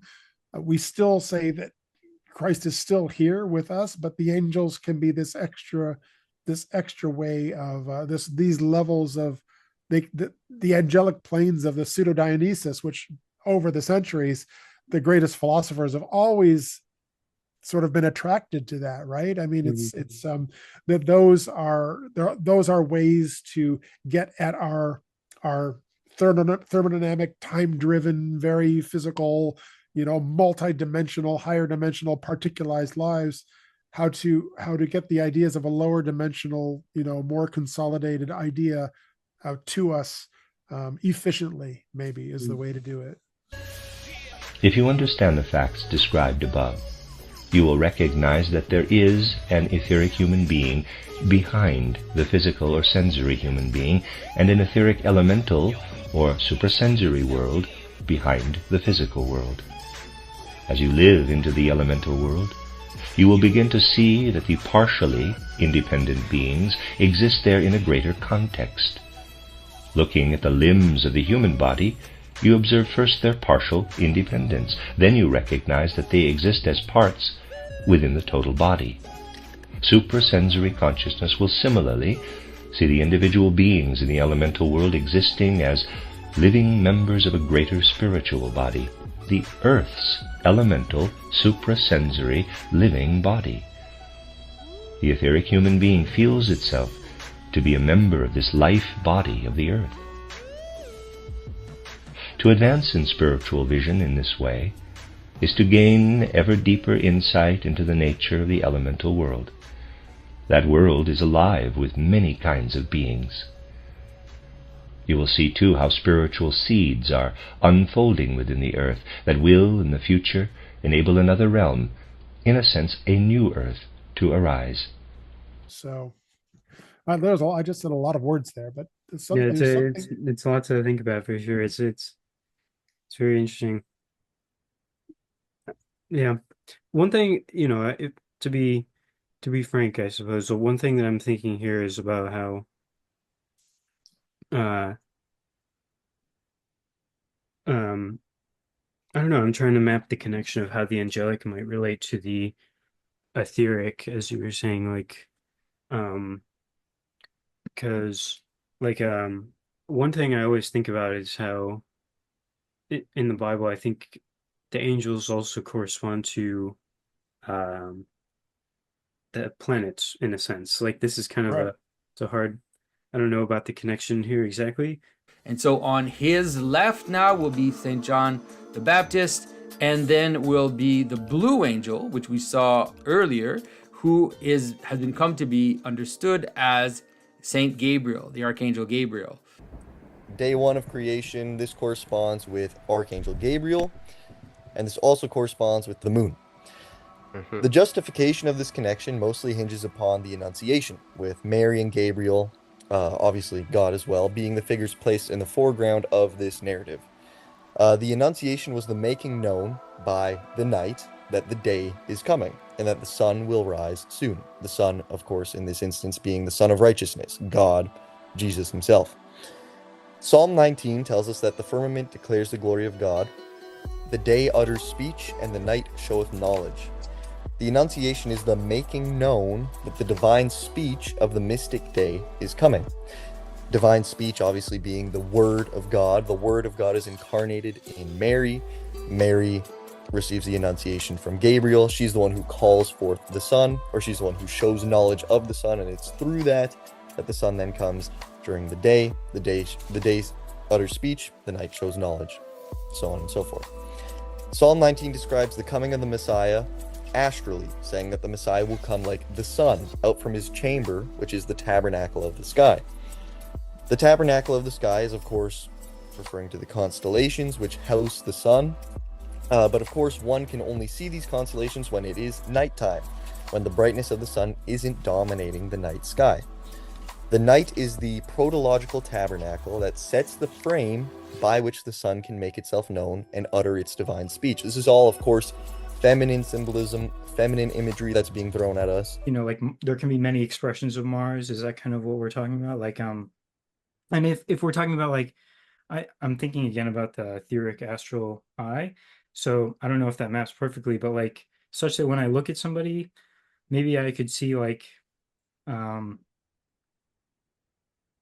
in terms of the astral, I always go to the idea of the birth chart insofar as like when we're looking at the planetary realm, I think what we're really looking at is the astral. If you know the natal chart, then you can know what each circuit of the moon around the sky and therefore around the chart is activating. And so there are days when, for example, for me, like when the moon, there are 4 days a month when the moon is only connected to the Mars and Saturn malefics in my chart, and those are always more challenging days. And so it's like the astral, I would say, is primarily just the planetary archetypes, and then at the etheric level, you've got the planetary interacting. And so just understanding the chart in the context of just the moon, right? The moon hitting the whole chart every 27.3 days has, is simple but incredibly useful, right? Because you're going to live those 27.3 days over and over and over and over and over again. And so, yeah, when we're looking at these, we are seeing how they can be expressed in the different organizational principles of the human organism. So we can see Jupiter within a person's etheric body, right? If you know how to look for it, if you know how to read their chart, and you understand how that expresses itself within one's personality. The etheric encompasses the body in a sense, and then the astral is that which kind of like takes bodies and moves them around. It's the impulses and desires. Sorry. So the astral is bigger than the physical, but it's also inside the physical, in the sense that it's more to the core. It's more inward. It's deeper into consciousness, we could say. And so maybe there's something like that going on within the celestial as well, where you've got this kind of inside outness going on with the zodiac and the planets or the earth or whatnot. Not entirely sure yet. Yeah. These are ideas that I'm still kind of finagling, but Yeah. those are the lines I'm thinking on anyway. Yeah, I'm not in any camp either, but I think that's a Mesopotamian, Eastern. I think if you went to an East Syrian, an Eastern Orthodox separated from Western Orthodox, like in the 500s, right? Mm-hmm. And the issue was that the Eastern Church was thinking in a far more embodied way, right? So if we think of angels as being lights in the sky, that would be this more embodied sort of this Mesopotamian. You could you could think of it as the synoptic gospels, right? Are that this man, we'll prove through this story that this man is God. So that's Luke and Matthew and Mark. But in John, we have this immediate, right? No, God is coming into you. And that's a very sort of a Greek way of thinking. But if you think of it as, if you're thinking like a Eastern, the idea that the angels are embodied in lights in the sky is a very good way of thinking about it. And I think that in the project that I'm doing, the way that the angels are layering up in mind, I think it's the same kind of a thing, that it's not that they're mystically giving us ideas. It's there's an angel of this conversation right now that's here intervening in a way. It's intervening in a way that we don't notice. We think our free will is existing completely, but we both know, you and I, that it's not entirely our free will, right? That's doing this, right? There's something that's much more, and this is what Steiner's getting at with the ethers. Then the question becomes: are we intelligent enough? Was God right in sending Christ now? Are we actually intelligent enough to be able to reciprocate these ideas that have to be embodied and enacted in a eurythmy in a higher dimensional way? You're not only in the choir, you're in singing the way that the liturgy is going, but you've become the angelic host, right? Are you able to handle that? Because if you can't handle thinking of yourself as the angelic host, then and the angelic host is we think of as perfectly loving God, then how is the project of God realized if we're unable to do that? And so I'm at the point now where I'm just going with this. No, God showed us that we were there because Jesus Christ came. That wouldn't have happened if we weren't able to do it. Christ was just trying to say, let me give you some pointers, right? Let me sort of, like pretty strong pointers, but that idea. And it's still hard for us, because I think it's hard for us to think that the flavor of the lemon in the lemonade is worshiping of God. It's just very hard for us to think that way. We're thinking, well, it's this the reaction between the chemistry in the membranes in your or whatever. But the idea that but I think it's true, though, that if you until you can think of yourself as an angel singing to God, or as this then how is God's project realized? And wouldn't that be the way it would have to go? I don't know. Yeah, it's big ideas. Yeah. We agree on this. And Steiner tells us this is very important for us to know. Christ leads by example. Michael points for us the way. We will come to experience our physical body as we do a vehicle, out of which we can pull our etheric body at will. You will leave behind your body for your double, because you are a cosmic being becoming an angel. As an angel, you won't have a physical body. Here you see in blue the intended path of our evolution. We would have been beings that circled around the earth. Because of Eden, we fell, the first fall, to the black curve. Now we are approaching, and it has already begun, when we, out of freedom, decide our future, to follow the path of Christ or to remain with the physical and thereby fall with our double, or perhaps to remain human. I think the thing that kind of stands out to me and all that is how it's a really it's kind of connects back to the holographic idea insofar as like these angelic realms are not elsewhere. You know, it's like No, yeah, it's all encoded such that it's like a stacked reality and something, but yeah. it's all here. You know, and like I guess in terms of the planets, it would be kind of like a like that's the thing is that it's almost like these formative The uh angels are the messengers between you and the higher planes, and the yeah, planetary plane is a yeah. fairly low plane, Yeah, right? and it's not that like the planet is the angel. It's that like it's a representative Yeah, of this but it's larger but it's system that's kind of yeah, this but it's a larger or lower dimension, however you want to put it, but it's you a know. very good way of thinking about it if you're thinking in an embodied fashion, because it brings in, right, it Yeah. brings in that reality. And it also reminds me of ye shall judge the angels, which is like, the eye is above the astral, right? So this is like right now I feel like we're just like being ruled by the astral in a sense, but like there's a way where if we appropriately relate to it, then it no longer rules us. And Yeah, and that's really the task of the present epoch here. Is it's not enough to just be kind of strung along by these things anymore.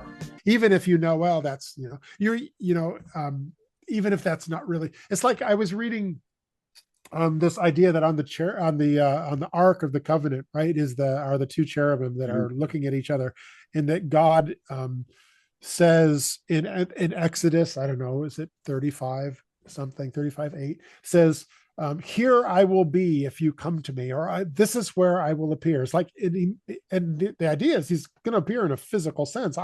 It's like the coming of Christ. I can come to you between these seraphim. And so what are the seraphim? Well, the seraphim are the ones that are singing the perfect song, and that are singing the perfect song of love. And so God can exist where that, right?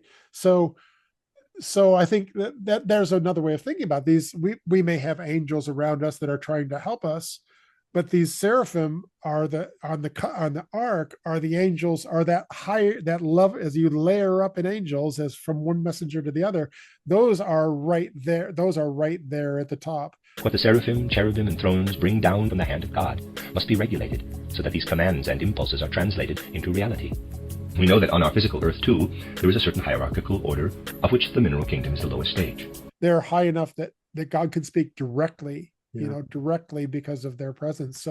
So if you think of the, and I have this kind of physics way that I'm working on and figuring out, well, what are those seraphim that are actually going on? Mm-hmm. But for me, that in that there is, so those seraphim are there to, they've figured it out perfectly. Our job is really to get to that, to be seraphs, right? To be is try to get to that point where we can commune with God without having to stand there and wait for the seraphim to, to activate. And I think that we have these lower levels of angels are all trying to pull us up into that. They're not trying to pull us out of our createdness, because if we pull out of our createdness, then God's project again fails, because God's project is to bring his love into createdness. So that's the problem with like Gnostics, is you can't think of the createdness in a bad way, because the whole point of God's project is to bring his love to the created universe, or you're not maximizing love, right? So it has to be, the angels are saying, you guys you're awfully heavy, and I don't know how this is going to work, but we're just going to lift you guys up, and you're really smart, right? So figure it out and level up, level up and we'll show you how to do it. You just have to be able to let go of those extra dimensions of physicality that you have to sort of let go of them in order to see it, right? You are going to exist in them because that's the created universe, and the created universe had to be this way or you wouldn't be smart enough to figure it out, right? But now that you're there, you have to figure out how to let go of it through some other practice than critical thinking, right? You have to get Yeah. this rhythmic, however you want to think about it. Yeah, and that kind of Our task going forward is to become conscious of our creative willing. And for this, we need this refined breathing. Yeah, it kind of connects as well to like the loosening of the etheric body, as Steiner would put it. And it gets like as it relates to Gnosticism, it's also yeah, it's I'm kind of following what you're saying there. Yeah, it's the thing is I don't know, there's a weird thing. I'm very attached to the physical body, one might say. I think Yeah. it's beautiful, a miracle of wisdom, Right. and reveals the secrets of the universe or Yep. and but recently, as I mentioned, I've been listening to that guy talking about Steiner's vision of the future and stuff, and he's talking about how eventually um we would be we would think of our etheric body as our what we would most associate with our body, and that the physical body would become almost more Yeah. like a car that we would get in and out of or something like. And That's exactly what I'm saying. yeah, it's very interesting. But you And have like to, but you can't be thinking I want to leave the physical body behind, yeah, right? You can't go into AI yeah. because then God's project failed. So I think that's one thing. I think to me, it's very unlikely that AI is going to work because why? Because that doesn't seem to be the 13.8 billion year project as it is so far. We didn't become this intelligent and this able to think abstractly to exit the very thing that was necessary to bring us here. And why, why would you, I mean, you want to do it because you want to avoid death, but I mean, the church has an answer for that. You don't need to live in you're not you're not going to, well. One might end up hearing what I said, thinking that, oh, why do we care anymore? To hell with the earth. And it would be like saying, why do I care about my parents or my grandparents? They're going to die anyway. My parents are now 50 years old. Who cares about them anymore? And yet, biodynamics has an essential role. Not only is it helping the earth to maintain its vitality and live out its life in its fullness, because the earth is a living being, and we don't want the earth to die too soon. And also, we don't want the earth to die too late. It has a right age to die. I just think that that trying to get out of the physicality is trying to have God fail at the whole point, because if we do believe there's an uncreated and a created, and science thinks that, right? That at some point there's some quantum something that is an uncreated thing, and here we are in our thermodynamic universe that doesn't seem very quantum, and we don't know there's no theory about how that actually happens. If you're trying to spread relationality, if you're trying to the ultimate relationality that you would say is love, right? If you're trying to spread pure relationality into a physical universe, you can't take away the physical universe, because then what have you done? All you've done, it's like saying I can get to God without the work. There was really no need. There was no need for us to get that good at abstract thinking. Although you could argue you wouldn't have AI without strong abstract thinking. But it seems to me like it's like a cowardly way out. This project is it's too beautiful to short circuit it right at the end, Yeah. with AI. And so Yeah, that's the main thing that this Andrew Linnell guy is actually talking about, insofar as he started this thing called Mystech, Mystech, mhm. and because he was in the computer industry for a long time, and became disillusioned with the fact that there was no, one might say, religious or spiritual impulses working in these places, you know, Right. going to and looking to Steiner, and I guess Steiner said that there would have to be an interpenetration of the moral and the mechanical. And so, just as colors arise from the interpenetration of light and dark in our world, I mentioned the interpenetration of the moral and the mechanical. So on Jupiter, this interpenetration of the moral and the mechanical will be experienced by those beings in a way that we can say is analogous to the interpenetration of light and dark to bring us colors on our earthly stage. He saw transhumanism as essentially inevitable insofar as it was serving the redemption of Ahriman. It gets complicated and stuff, but it's basically this idea like yeah, the transhumanist question is kind of the question of our times in a sense, and Yeah. It seems like it's being brought in a great rush now, in distorted form, and sort of before is timely in a way, such that we, right. Yeah. And I think there are healthy elements to it, as you point out, but I think there, at the moment, the forces bringing it in under great compulsion upon us, are bringing it in, yeah, as I said, distorted and too early. Yeah, yeah. Yep. I think it's going to accelerate dramatically. And so one has to find, how can I maintain my humanity? How can I do that for my children? How can I do that for my peers and loved ones in the world? And this is a really great issue of our times. It is the issue of our times.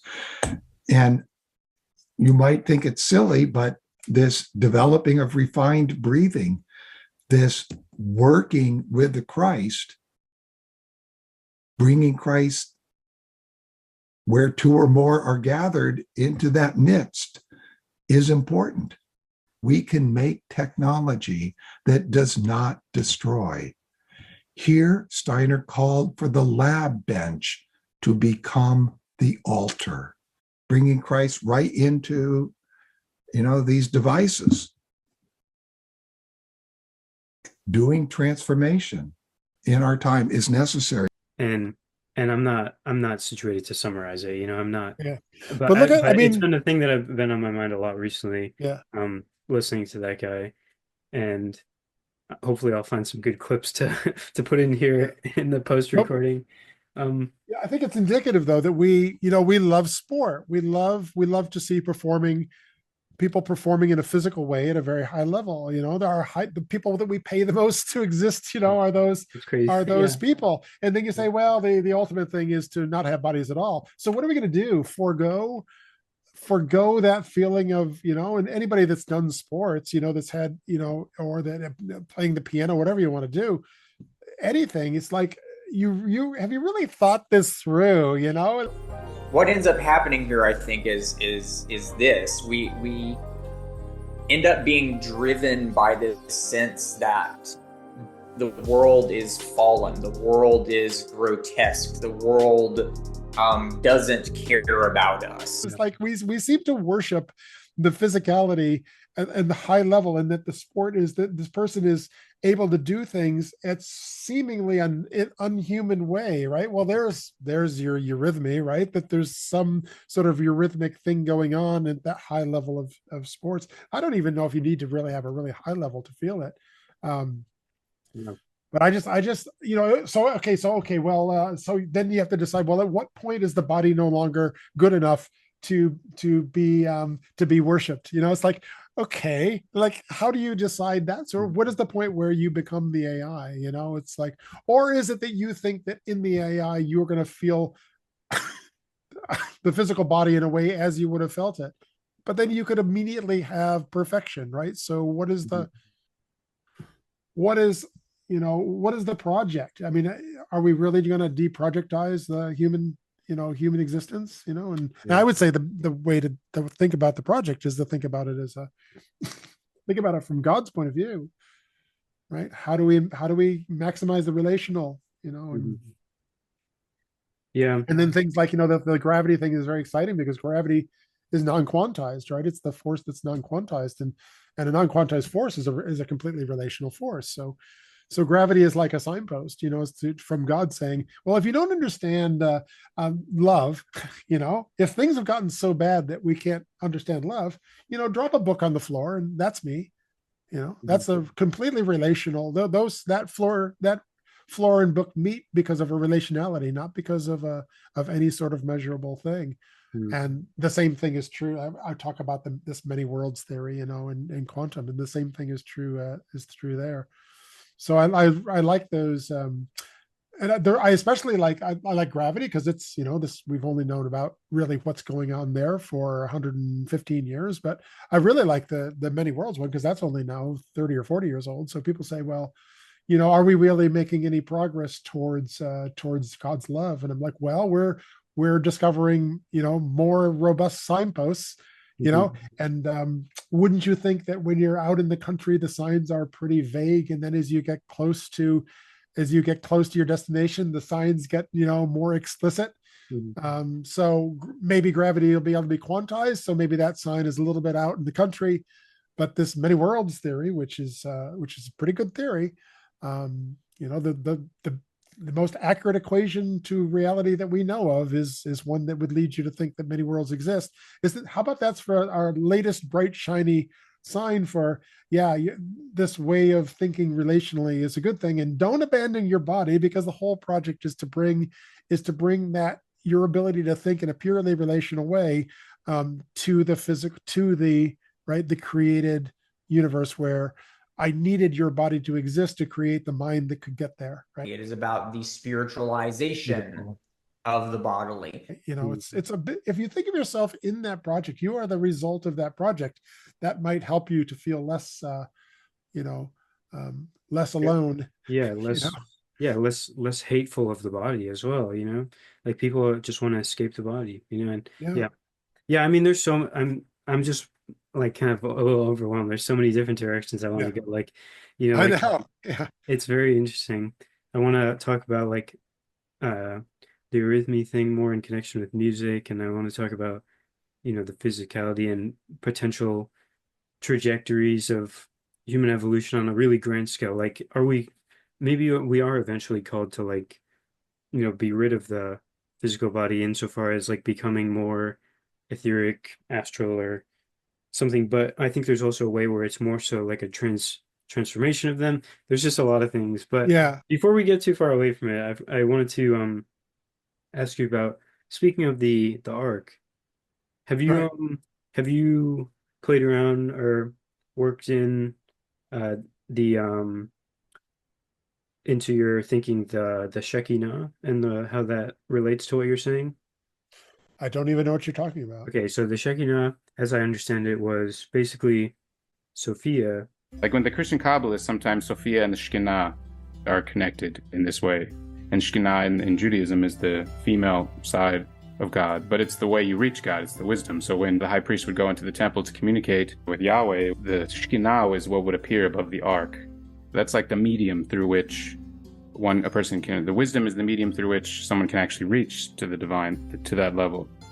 There's another tradition, Pan-Sophism, is kind of related to this, but there's the overlap here between Christian theosophy and Pan-Sophism. But the Sophia just takes on this central role as the way to God. There's a famous quote from Steiner where he said, "It is not the Christ we lack, but the Sophia of Christ that we lack." And it was the spirit of, or like the mediator, the metaxu between heaven and earth that would appear between the angels. Like the logos, or like we think of Mary or John the Baptist.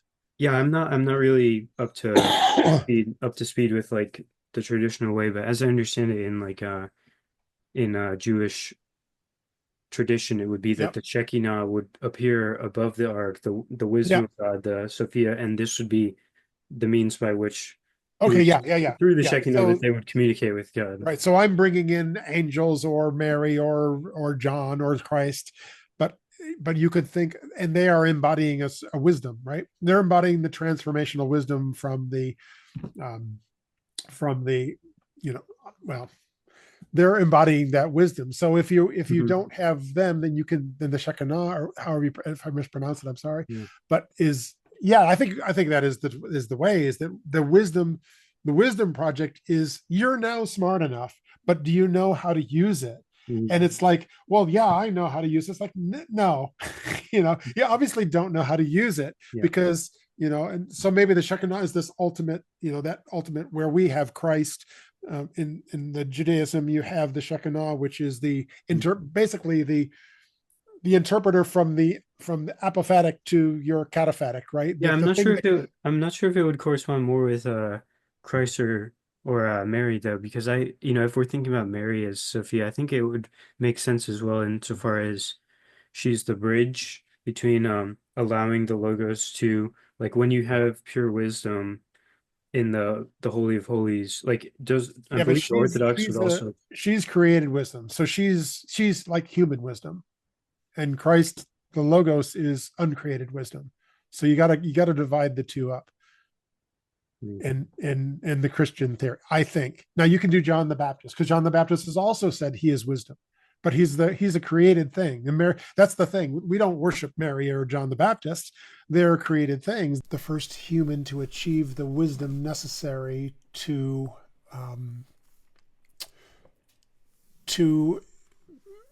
be able to exist in a revelatory space, in a revelatory condition in the Holy of Holies, having achieved the wherewithal of intelligence, of intellect, of earthly wisdom, to be able to experience the uncreated divine wisdom, and so he's able to channel.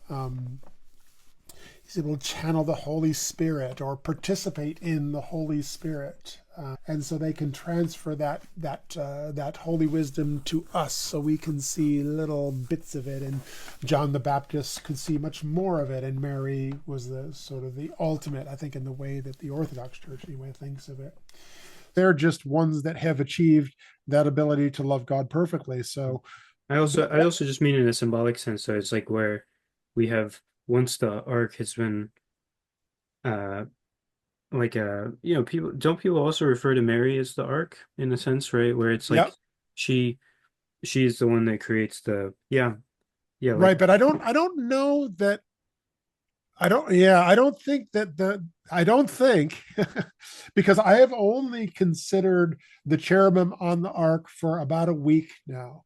Gotcha. I never even thought too much about the ark. Yeah. That's the church, and Mary is the embodiment. She's the created, right? So the church has to be somehow mediated by, right? It can be Christ too, but he's gone to heaven, and now we have the church, and we have the Holy Spirit, where we can develop in the church. So yeah, I don't know that Mary is doing the wisdom thing of the Shekinah. I don't think so. I think Mary is a created wisdom, whereas it seems to me the Shekinah is an uncreated. We would need. Yeah, we need to know more about what we're talking We about. need to more about what we're talking about. Yeah. And I'm at certainly, I don't, half of what I'm saying is I don't really know if I know what I'm talking about. I want to but commend you here, because I want to commend you in this regard, because we're definitely, we're sitting here doing speculative theology essentially, right? And there's some people who really don't like that, but I think it's so good personally, Yeah, and I encourage you to keep it up. I encourage you to keep, even if you're fumbling in the dark at times, like, keep it up. I think it's great. I hear that from people saying, well, I don't know if you're being, and I go to my priest and I say, so what's the deal, right? And he teaches at the seminary, right? He's a PhD he's got a PhD in theology. And I say to him, I said, boy, I'm thinking all sorts of funny things. And what he always says to me is, when you're in the liturgy, are you having any issues? And I'm like, none. I said, I'm still trying to figure out how something can be this beautiful and unknown for 60 years. I said, I have zero issues. He goes, you can think whatever you want because you're not important enough to be heretical. He says, now, should you get get ordained, you can no longer think this way. So if you're enjoying thinking this way, he says he says you are here because you Googled right incense. He says there's no way we're not gonna, you can think however you want to. I think, and I don't know how it is. I don't know. There must be other priests in the church that are telling people things very differently than this, or maybe it's that there's people that have an eye on becoming a priest, and so they want to behave in a priestly way, or maybe we're all called to be priests, so you're supposed to be more priestly. But like I said, for me, and the reason I have no problem doing this is after I was baptized, right? I got this feeling like, oh, go back and, brush up on your physics. Like, oh, really? And then it's like, and then not only that, I'm going to suggest strongly to you as a muse that you make YouTubes about it, and like project it out there. And I'm like, no, yes. And every now and then read some Psalms. I'm like, no, yes. Well, so it's not, it's not gonna stop. And, that's and, wonderful. and there's nothing that's discouraging me. Yeah. And I also think, of course, as you mentioned earlier, like I think there's cutting edge stuff in this regard. Wouldn't you think that when you're out in the country, the signs are pretty vague, and then as you get close to your destination, the signs get more explicit? Anybody, in my opinion, I don't mean to throw stones, but anybody, I don't know, I'm kind of phrasing it in a stone throw way, but it's like this idea that the scientific enterprise was completely out of God's control, and that there's no teleological purpose that's in accordance with human evolution behind all the scientific metaphysical, like it's like, no, obviously there's going to be some sort of synthesis between these imagined as separate realms. So he's sort of, it's a synthesis of the emerging science of complexity over the last 30 years or so, and he's putting forward all the implications of this newfound scientific endeavor. And one of the implications that he's arguing for is that there is this general process of complexification. It is not an accident or a byproduct. It's inevitable in some sense. This is something Lee Smolin, the physicist Lee Smolin, I talked about this idea. Look, there is this general process of complexification. It underlies the emergence of new phenomenon in nature. It's the emergence of novelty in nature. And it's a general process. And what I argued in my newest article is that relevance realization is this process as it manifests in cognitive development. Right? Yes. It is the process of complexification as it manifests. Right. So we don't just represent the process epistemically, we instantiate it ontologically, which is the grounding for participatory knowing. We participate in it. Exactly. Yes, we participate in it, and our participation in it is because it occurs at the border between order and chaos, right? And that's criticality. Because criticality, and this is the argument that's been made multiple times in the literature, criticality represents the optimal pattern of behavior for biological systems. Our participation in this process is optimal. It is optimal, and it not only is it optimal, right? It's our participation in the process of creation itself. Right. Exactly. And that makes it sacred as far as I'm concerned. Right. It makes it sacred. Yeah. The scientific and the religious, the science got very Aristotelian, right? It got, Paris became, right? We became very enamored with Aristotle, and we forgot about the more sort of Platonic way of thinking about things. We forgot about Pseudo-Dionysius, even though he kept being brought up, and then all of a sudden it's like, Bonaventure and Aquinas and the Paris school and scholasticism, and like that was it. Like, no, we can understand God, really we can. Let's go off and we'll dissect everything down to the end. And my point about that is as you dissect, you get into higher dimensions. The way, the I Ching, the way, right, is the lower dimensional. Right. It's the line. Yeah, it's kind of if we have the yin and the yang, then the line between them is obviously it's closer to one dimensional insofar as it's a Yeah. line, right? Yeah. Yeah, it's very interesting. I love it. Yeah, it's but yeah, I mean, it's very hard. You something bad happens to you and you go right to the hospital. It doesn't matter what you think theologically. You're going to go to the hospital because that's the place where you're going to get healed. And there would not be that without science. You could say, well, science gets out of control. Well, yeah, we're humans and we're doing things wrong. And my point would be, well, let's start thinking more, the way that we're talking now. Let's use our intelligence that God said through Jesus Christ. In the case of Christianity, you're there, or maybe the Shakana of Judaism, you're there. Now just, feel free, to make people think you're weird by thinking in this way that I love. It's like, yeah, that's the thing, it's the ongoing genesis. It's that there is this creative, yeah, it's kind of, yeah.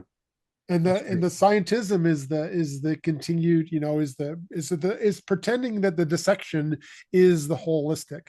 And that's where it gets into scientism, and science has started doing that because that's how you get funding for bigger toys to, and so, but science itself is not, I think it's a perfectly good project for loving God, because you have to develop your way of thinking in order to develop your abstract thinking well enough to, as I said like 4 times now. Yeah. I'm reminded of, yeah, no, I think it's great. I'm totally with what you're saying here. And, I'm reminded of, like Steiner would talk about spiritual science. I'm not sure. Have you ever like listened to Steiner lectures and stuff? Like, I have not. I've just only been recently introduced. I was talking to Sherry a little bit, and she posted something about Steiner, and I listened to like the first 10 seconds, and I was like critical of it. And she's like, how long do you listen? I said, well, like 10 seconds. You're not going to get Steiner. You're not going to get Steiner. I think that's most people with Steiner, actually, because it is very intimidating. He's talking about different stages of Earth evolution and epochs and planetary incarnations and like, the various ethers, and it gets real complicated, but yeah, he had this idea of spiritual science that he was developing, and it was more founded on like the Goethean method. Have you looked at Goethe at all? Like Goethe was having this idea about like a science that's more founded on the experiential, empirical encountering of things. Like he was the guy who figured out that the leaf becomes the flower, and like before anybody knew that, because all that he did is he took time to sit with the flower and to be like, oh yes, there's clearly a trajectory of formative happening. And and I think, and you can imagine when he was first doing that, how people were looking at him like, what is wrong with this guy? Now we all know that a flower is just a leaf. Yeah. And people, I think, I forget who it was, but somebody said, he's like, no, you can't prove that, or, and he's like, so what, you can see ideas? And Goethe was like, yes, I can see ideas. Or like, it's very interesting, just this whole idea that there are different ways of doing science, and that we have become boxed into a very particular way of understanding the scientific endeavor. I'm very excited. I'm very excited for what's to come, Yeah, the science, the physics right now is really cool, because the physics right now is saying you're never going to know. There's a wall. There's it's an apophatic wall here. We can try to approximate things, but there's just a limit. There's a limit to what you can know. And so it's like, it is really nice, because then I can integrate that with, if physics admits that, and at first I was kind of pissed, right? It's like, I followed the science way of my father. My mother was a fine arts painter, and my father was a physicist, right? So I followed dad, because he seemed like the way to truth was going to be through this scientific project. And then, so like, since I'm 10 years old, I've been doing science. And then at 60 years old, I'm like, wait a minute, because the physics started saying, well, I guess we're really not going to be able to answer these questions. I'm like, well, thanks a lot, guys. Just 50 years of my life, in the wrong pursuit. So, but now they're coming together. I think that this thing that I'm doing, for me personally, this thing that I'm doing with the integrating the cutting edge physics with the theology, it's been so mind-blowingly productive for me. And sometimes I wonder if, like, am I beginning to just believe my own, bullshit here, or is this? But no, it's not. If there's something much more, because I'll get little stuff keeps happening. I'm like, no, this is the way. This is something about this. And like I said, this really was not my idea to begin this projecting this into the world. I was just going to think about it, and right. But now I'm sort of on board with the whole thing. And so like you're saying, so I'm gonna keep doing it and see where it goes, see how far it goes. Yeah. Yeah, I definitely encourage you to do so. Yeah. Yeah. I'm trying to think. I kind of wanted to say also something about like there's an interesting thing where I think the etheric insight or eurythmy has to do with music as well. Like it's about like this guy Yeah. Formscapes who has a bustling channel where he talks a lot about this type of thing. Talks about noetic perception as basically equivalent to musical perception, such that it's not we're perceiving individual notes, but it's like the relationality between the notes, and it's all Yeah. contextualized and stuff. And there's something there that's very interesting that I wanted to touch on. I think the music is sort of like math. It's our highly dimensional world with a couple dimensions removed. Mm-hmm. And its beauty is shining as that simpler thing that encompasses all the dimensionality, right? Like, how could the music be having this much an effect on everything? It's because it's existing in a lower dimension, and so it can fill all those things. It's not the higher dimension, little crystal, it's the lower dimension, the reality of length and width, or something like that. And so I think of it was a metaphor that I came I had never heard, but I was thinking the other day, someone was talking about math. I said, math is it's like the skin. It's like the skin of the soul. It's like if you talk to a musician and said, is the music sort of like a skin of your soul, like this, like this, the way that you project the beauty of the interior, or the truth of your interior taken to a perfection in a way that you can't. The edge of the universe projecting us as a hologram. It's just the reverse idea of that. It's that the higher dimensional us is projected to a skin of the music that is in this lower dimensional, that then permeates, and we see it in this very beautiful way because of that relationality it has to everything, because it's existing down in layers, not up. Like, because it's underneath, right? It's subsisting under there, right? So and I think the fact that you use the word skin is really like blowing my mind. It's giving me pause because like I'm thinking about also eurythmy in this regard of presenting the musical it's kind of it's to make the higher, to use your way of thinking about it in terms of dimensionality, the higher dimensional physical, I suppose, in a way, like to be a window to that etheric realm, which would be the musical the musical lower dimensional, like which is basically like it would be like your soul or something, it would be like it's hard to describe, but like if the etheric is the life body, and it's like I really struggle with the terminology because it's so numinous to me. Like there's something about how the we're so used to thinking of these things as higher dimensional, but I really think it's that if something is going to subsist under reality, it has to be at a lower dimensional space, not a higher dimensional. I think it's like in string theory, you've like string theory, which really hasn't led really to anything. Nothing's really come out of string theory that's ever been proven, but it's very cool math. And one of the answers in string theory to the world we live in is, how is it, what's really going on in the world? And string theory says, well, there's there's space and time in 4 dimensions, and those 4 dimensions are blue, have opened up. They're like the flower is opened, and we're existing, in that bloom of space and time. And then gravity is sort of, it's not really there, but it's sort of a flower that's sort of, it's just starting to open, and so it has this local kind of a quality to it. It's not opened up to everything. It's this localized around mass, kind of a thing. But then, okay, so that's, we have 5 dimensions, but then there's a total of 11. Right? So there's 6 others, and where are those? Oh, well, they're all wrapped up really, really small. Well, how small? Well, 10 to the negative 32 meters. It's like, well, that's small. So now what you're saying is, right? Think about what you're saying. Think about if you existed there.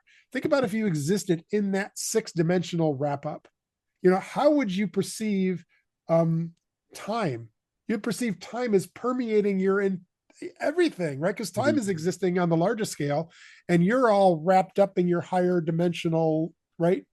6 dimensions that are all really tiny. And I think that's a way, that's a string theory insight into this idea that it's the lower dimensionality that permeates reality, that gives that would give physics theories that act on a non-local level, and that are the higher dimensionality is highly localized. So if you want to get out of your head and contemplate the love of God, right, you're going to have to think in a way that isn't in the higher dimensional universe that you're existing in, because you're wound up in this nexus of dimensions that are existing in a very local way. It's highly localized. Thank goodness it is, because if it weren't localized, then you wouldn't, right? You wouldn't. Yeah. So that's like a mathy thing. And I'm sure there's going to be math people out there like, wow, because I'm not like a string theory, but it is true that's how, I think it's a good way of thinking about it. Think about if yourself existing in a higher dimension. Think, oh, I want to be in a higher dimensional plane. Well, think about that. You're now in a plane where, you're even further divorced from the lower levels, and the lower levels are the ones that permeate. Yeah, I think a lot of times when we think, I was more so struggling there in trying to understand the significance of like how we're using this word eurythmy, and like what is, I don't know, there's something about that. But to speak towards the dimensionality thing, I think probably a hitch is that when we think of higher dimensions, like we often think about like more substance, or like how we think about, it's basically this difference where dimensions is like aspects. It's like there are more, like if something is higher dimensional, it means that there's more dimensions to it, like such that there's more things, there's more ways of looking at it. Yeah. But I would say that in a sciencey way, you'd need lower dimensions to look around. So we're just down to language, like, and I would agree with you. I'm just trying to tap on like, why. No, I think that's a good point. Why I think maybe people struggle with that. If we think of higher dimensionality is the ways you have of looking at things, then I would agree. But I would say that if you're sciencey, it's going to be a lower dimensionality that gives you that ability to see around things in a way that you normally would. You can see around your entire life instantly if you remove time. You can see everything, right? Yeah. So if you want to see around a thing that's embedded in time, you have to get outside of time. This is okay. This is kind of the thing. It's like, because I'm trying to understand the the connection between these various dimensions, or however we want to phrase it, and this very phenomenological thing of eurythmy, which is like, just to say one thing, like Steiner conceived of it more so as like a something that one would have to learn, like become very, like it's a, I don't know, I think of it as a more diffuse like thing that is naturally evolving in our ability than he did. Like he thought about it more rigorous, connected it to the letters and stuff. But I don't want to speak for him. I think I think that the idea that you have to let go to get into the eurythmy. As a poet, you have to let go of the words into the feeling of the words. It's not It's very he it's really you have emphasized it's a that learning, but we think of a learning as okay, focus, read this and learn it, but it's not Yeah. that. Learning can also be learning, and this is be exactly what I think God is getting at, is that you're good enough at focusing. You need to zoom out, right? You need to think about how to learn to let go. Mhm. Right. And, And I mean, and that sounds like a project for Christianity just in itself, because Mhm. we're trying to let go of this idea that we exist in a time, we have to get outside of this time frame. Mhm. But it's hard because we, we're so used to thinking of trying to escape the body, is that, but Mhm. that's not I think not the point of death is to escape the body.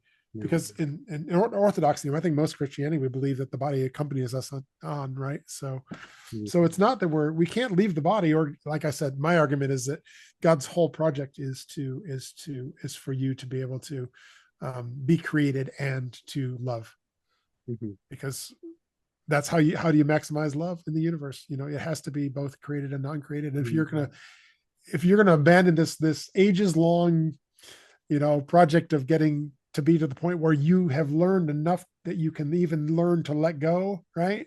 Mhm. Um, and maybe you need to be smart enough to have a controlled enough environment, houses and heating and whatever, that you can go in and to a liturgy and let yourself go for 2 hours. That's a pretty, there's a lot of stuff you had to learn how to do, right? In an embodied way, in order to get to the point where you could learn to let go, because Yeah, you yeah. can't let go if you're freezing to death. Yeah, and also the even the development of the intellect and everything. Like I think that like Steiner would phrase it that like Christ came with regard to the development of the individuality and the human ego as like Yeah. these things that we often conceive of as like negative ultimately do play into like a grander plan, I think. And I like how you Yeah. use the word feeling, which is like that's one thing Steiner emphasized a lot, that it's really the feeling of the movement of the body, and like that we put our whole feeling into the movement of our body and stuff. Yeah. And I think that word sort of is we think of it as a letting go of rationality, right? Mhm. Even if it ultimately really isn't. It's just that we don't understand the intelligences that are existing, Mhm. when we in that place of letting go. Yeah. It is not just mimicry, nor mere dancing, but stands midway between. Mimic art is chiefly a support for the spoken word. If the need is to express something for which words do not suffice, man supplements word with gesture. Thus arises mimic art. It expresses the insufficiency of the words standing alone. Mimic art is indicative gesture. The art of dancing arises when language is forgotten altogether, when the will manifests so strongly it forces the soul to surrender and follow the movement suggesting body. The art of the dance is sweeping, ecstatic gesture. We may say, mimic art is indicative gesture. Art of dance, sweeping, ecstatic gesture. Between the two stands the visible speech of eurythmy, which is neither indicative nor sweeping, but expressive gesture, just as the word itself is expressive gesture. And meditation is all about, isn't meditation sort of all about that? It's like you're training yourself how to let go in a way. Yeah. Yeah. I wanted to also connect to the the timelessness aspect as the kind of the last thing, because I think how do we experience this? I think it's that um there is, like what you said, you would perceive all of time at once, right? Like if we were um like a If you were a quantum object. yes. And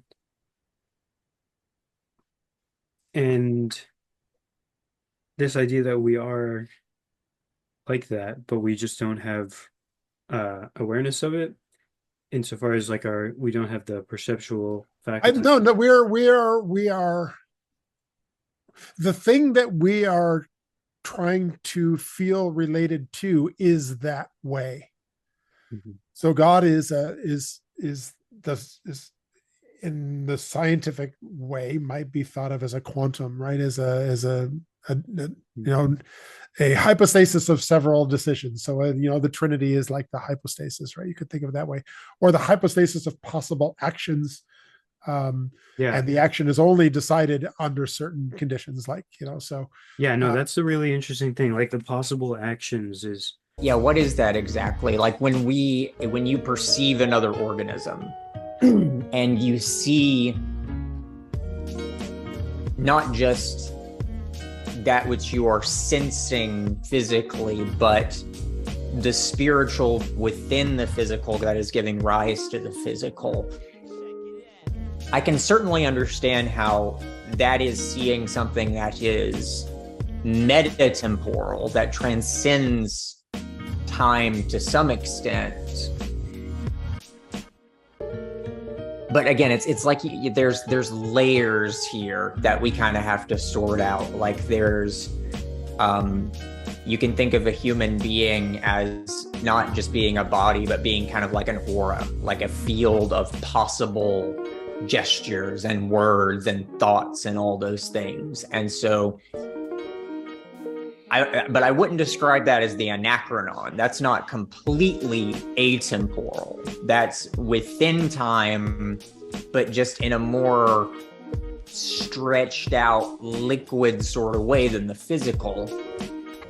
But it seems like Gebser's saying that to really perceive that as such, you have to see it as continuous with that which is truly atemporal, the anachronon.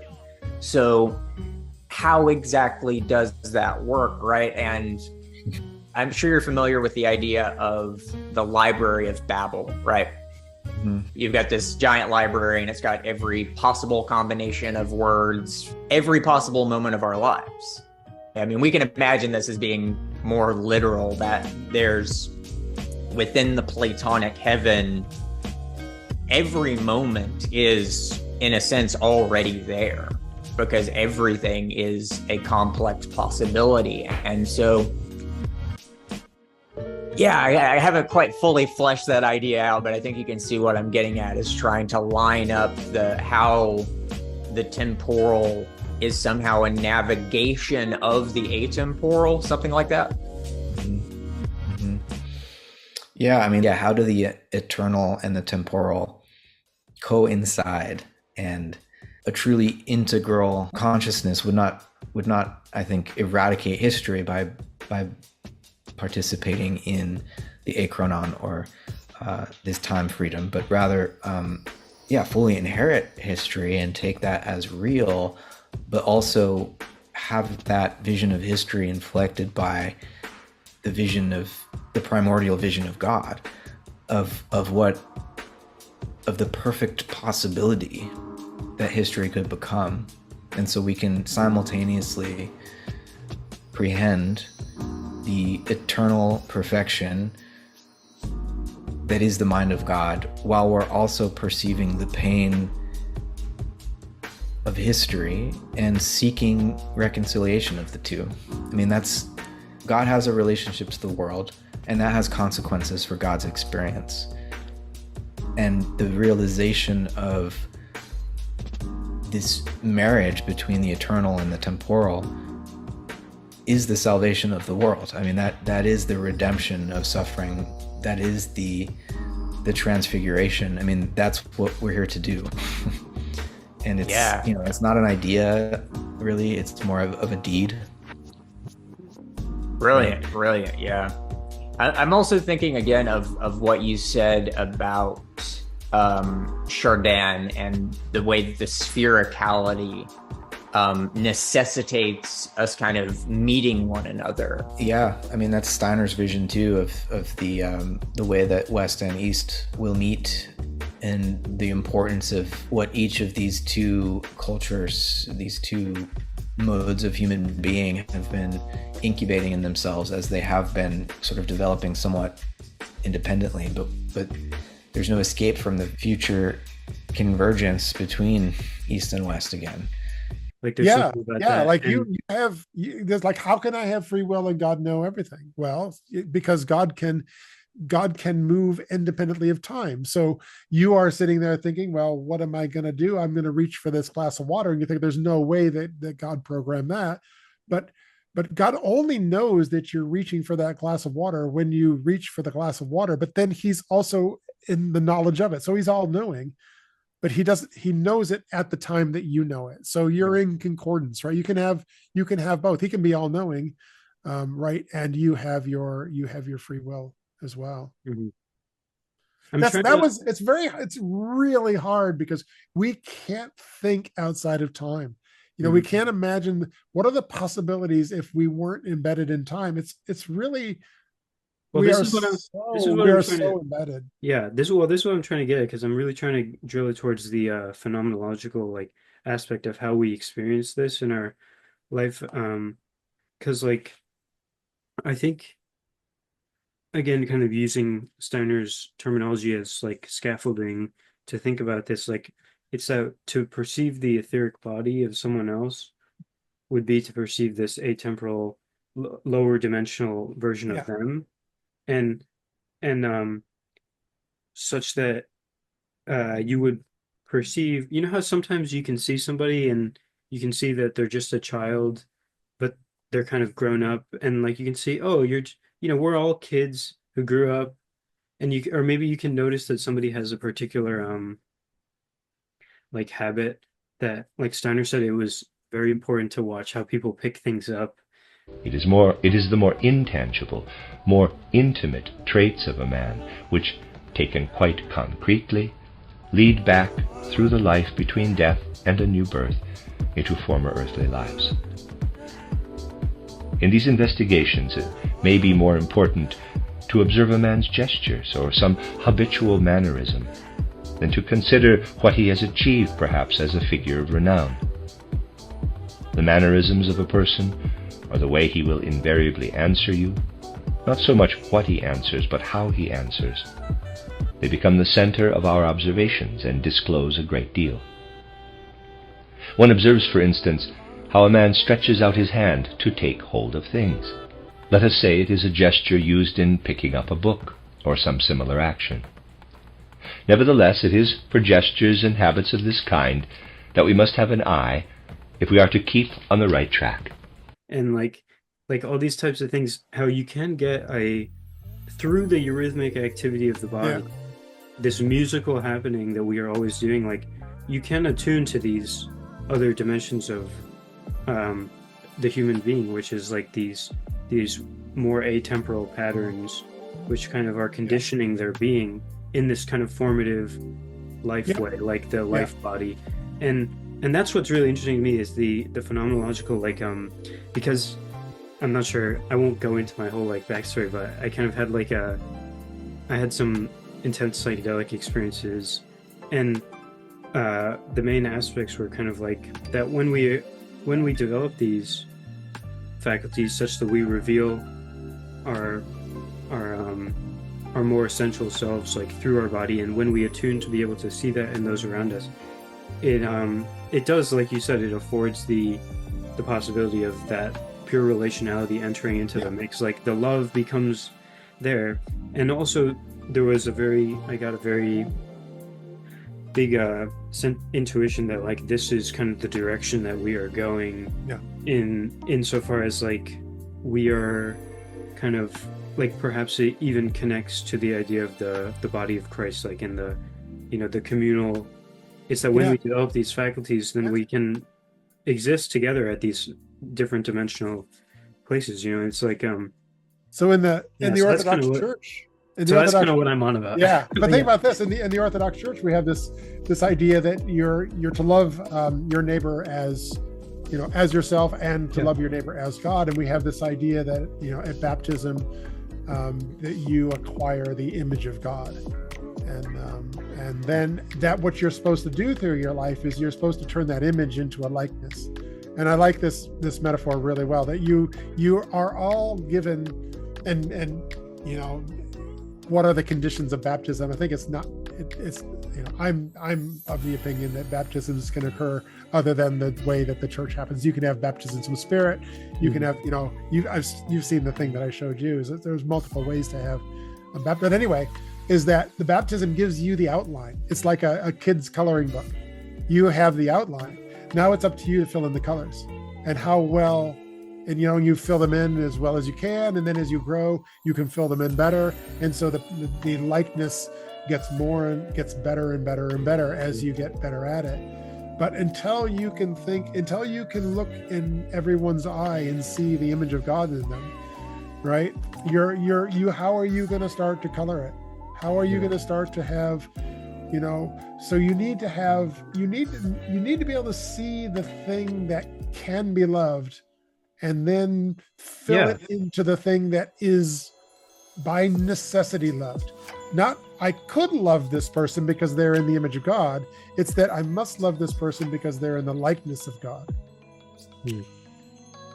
And maybe it's not, maybe we're, I'll leave that there because that's a pretty good metaphor. I like the metaphor a lot of image and likeness. It's not, they're not the same thing. The image is the okay, you're smart enough to do this, and you've got a clue as to how to let go, and how to love on, above your own needs. But now we're going to give you this extra thing where, you need to reciprocate the love in a way that's as good as the love needs to be reciprocated in a way that's as good as it's coming to you. And you only do that through a lot of practice of letting go of your higher dimensional, existence. It's necessary because the project is to bring love to the created, and that created is always going to have this. But to bring it there, you also have to let go of it. So it's this, you have to have both at the same time. You have to the yin and yang. You have to have you have to have. Well, you can't let go of your body, but you have to let go of what it means to be embodied or something. And we're like at the edge. We're like at the edge for of sure. stuff. Yeah, I'm reminded. One of the places where I've heard that the image and likeness discussed some is in Meditations on the Tarot, Valentin Tomberg. Where in the letter about the Temperance, which is the guardian angel, which fits with kind of what we were saying in terms of the angelic dimensionalities, and so temperance is understanding what is wrong, right? Is you're able to distinguish the bad. He described it as well, there's a bunch to it, but the way that really sticks out to me now is how he was talking about a balancing between image and likeness, such that you never want to be too he also compared it with Mary and Martha, like you never want to be to go too far into the becoming one, because then it can you need both.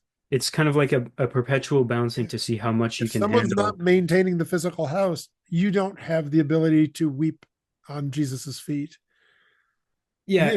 How would you wouldn't, if the house weren't there being maintained, then how would you have the conditions necessary to be able to release from it? You need both.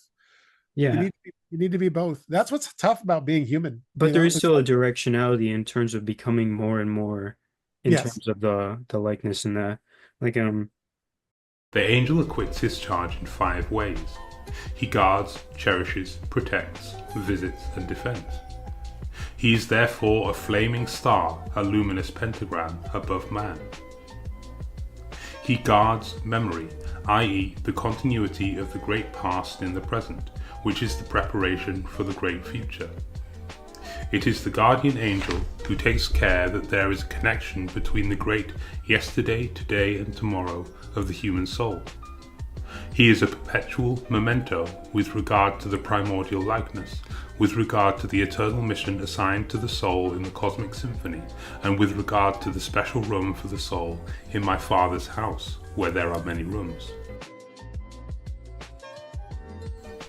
Now, it is a just measure in the relationship between the image and the likeness which has to be guarded, and which is in fact guarded by the guardian angel. This is why tradition has given the name Temperance to the 14th arcanum of the Tarot. For it is a matter here of the measure in the fluidic relationship between the image and the likeness, which is necessary for life and health. Just measure in the fluidic relationship between the absolute radicalism of the monad, or the image, and the relativism of the phenomenal personality, or the likeness, constitutes the fundamental principle of spiritual, psychic, and corporeal health. This measure amounts to an always changing equilibrium between eternity and the moment, between the absolute and the relative, between contemplation and action, between the ideal and the phenomenal. Many relevant things can be said concerning the polarity of Mary and Martha, and have indeed been said, but we, all of us, live a healthy life only inasmuch as the two sisters in us are present and active as sisters, i.e. that they collaborate, having in view the third. No one can dispense with the Mary in himself, nor equally with the Martha in himself, and remain healthy in spirit, soul, and body. Pray and work cannot be replaced by any other formula, for one cannot live either without contemplation or without action. The guardian angel is freed, often in order to be able to acquit new missions, when the soul has acquired the disposition of its part of likeness in order to experience the divine more intimately and more immediately, which corresponds to another hierarchical degree. Then it is an archangel who replaces the freed guardian angel. I don't know. Yeah, but we get better and better at controlling our environment as we get smarter and smarter, right? Mm-hmm. And so we have more ability to let go as we have less need to control the environment, because we've mastered the environment. That's, it's tough too, because we have the environmentalism is like, well, oh my gosh, we really have mastered this thing too well. We're really screwing it up. This project is a tough project, so imagine you're an uncreated being whose mission it is to bring love, reciprocated love, to a created universe. This is, you're thinking, well, this how could this possibly be the best one? It's like, well, I don't know. How do you get to intelligence? It's, you don't, you don't have the like, as I say sometimes, you don't have the metals to make the enzymes to run your body well enough to have intelligence until you have at least 2 or 3 layers of stellar explosion. So you're already 10 billion years in before you have the elements necessary. Well, God could have just created the elements in the beginning. It's like, no, it may not be that way, because you're assuming a non-temporal universe, but it's a temporal created universe. So you have to do things through time. Mm-hmm. So you can't just say, well, the metals exist. It's not that easy. When during evolution did light begin? Genesis describes a beginning without light. This love-filled darkness was called Old Saturn. It was the first cosmic state. What became of Saturn's warmth? It provides the basis for the next planetary condition. Just as modern astrophysics field of metallicity does, Steiner's esoteric science book describes 3 prior solar systems or planetary conditions to our Earth existence of today. The beings of old Saturn, who were at the human stage back then, are today's archai. Don't imagine this human stage as anything like the stage of today, for nothing physical existed then. Let there be light. The next solar system, called Old Sun, expanded the warmth, the love, into an above and a below, that is, into ether light and into the substance air. These two, light and air, are thus intimately related. Please do not confuse this air with what we call air today, for it was not yet physical. The third solar system, Old Moon, water below, the chemical ether above, were added to creation. Of course, the prior conditions of warmth, air, and light continue. From the beginning of Old Moon, time as we know it existed. And we can say it found its birth when in Old Sun, this wisdom was radiated out from the center, and the beings on the human stage of Old Sun gathered it up, so to speak, and radiated it back as light. So there was a bit of a before and after. That was the birth of time. Now we come to the fourth planetary condition we call Earth. So everything is continuing from before. Here, what was warmth on old Saturn has become the solid Earth below, and above now the life ether. Very importantly, space in 3D began with Earth. And from God's point of view, who cares if it's 13.8 billion years, right? Because to him, this like we got this. This is how the project had to go. It's just from our point of view, it looks like, boy, he sure took his time to get us to this point. And look at how bad it is. We control the environment, but we also destroy the environment. You know, it's you know, it's a lot. Yeah, it's a lot to think like, about. Yeah. I don't know how to answer all those questions, but maybe as we get smarter, you know, we'll learn, well, we can't mess the environment up, because then the house, we want to sit in the lotus position contemplating Buddha for a week. Okay, we're going to have to not mess up our weather. You know, we can't have a place where we have to, you know, disengage because a weather event has happened that we didn't foresee, and we haven't built our house properly. And we can't build the infinite house of all weather events and screw our world, because then we will lose our physicality, right? And then without our physicality, we can't sit in the lotus position. You know what I mean? So I do, yeah. I think it's just it's this. Yeah. We're but it feels like we're right at the edge of this project. If to me it feels like we are right there where everything can finally come together. Yeah, they say he comes like a thief in the night, right? Yeah, we can do this. We've got everything we need. We just have to think we can be angels in the choir in front of God. You know, we just have to think that we can be in the lotus position in front of Buddha with a completely clear mind. You know, however you want to think about it, it seems like, and you think, well, things seem awfully bad if this is the good thing, but maybe this is it is time for you guys to let go, you know, and to let go, you have to be better in the way that you construct your physical planet, or you interact with your physical planet, in order to be able to let go to the point that's necessary to do the project of, becoming one with the Buddha, or reciprocating the love of God, or whatever it is in your own faith. Yeah. There's like many other things, you know, that we could talk about. I feel well, maybe we will, probably, you know, we have time is on our side. Yeah, we could probably wrap it up here. There is one thing that I've been thinking about throughout this conversation. I by no means intend to accuse you of dualism by any means. But one thought that keeps nagging in my mind is this separation of like we said earlier, it's that all these realms are encoded with each other. Right. Right.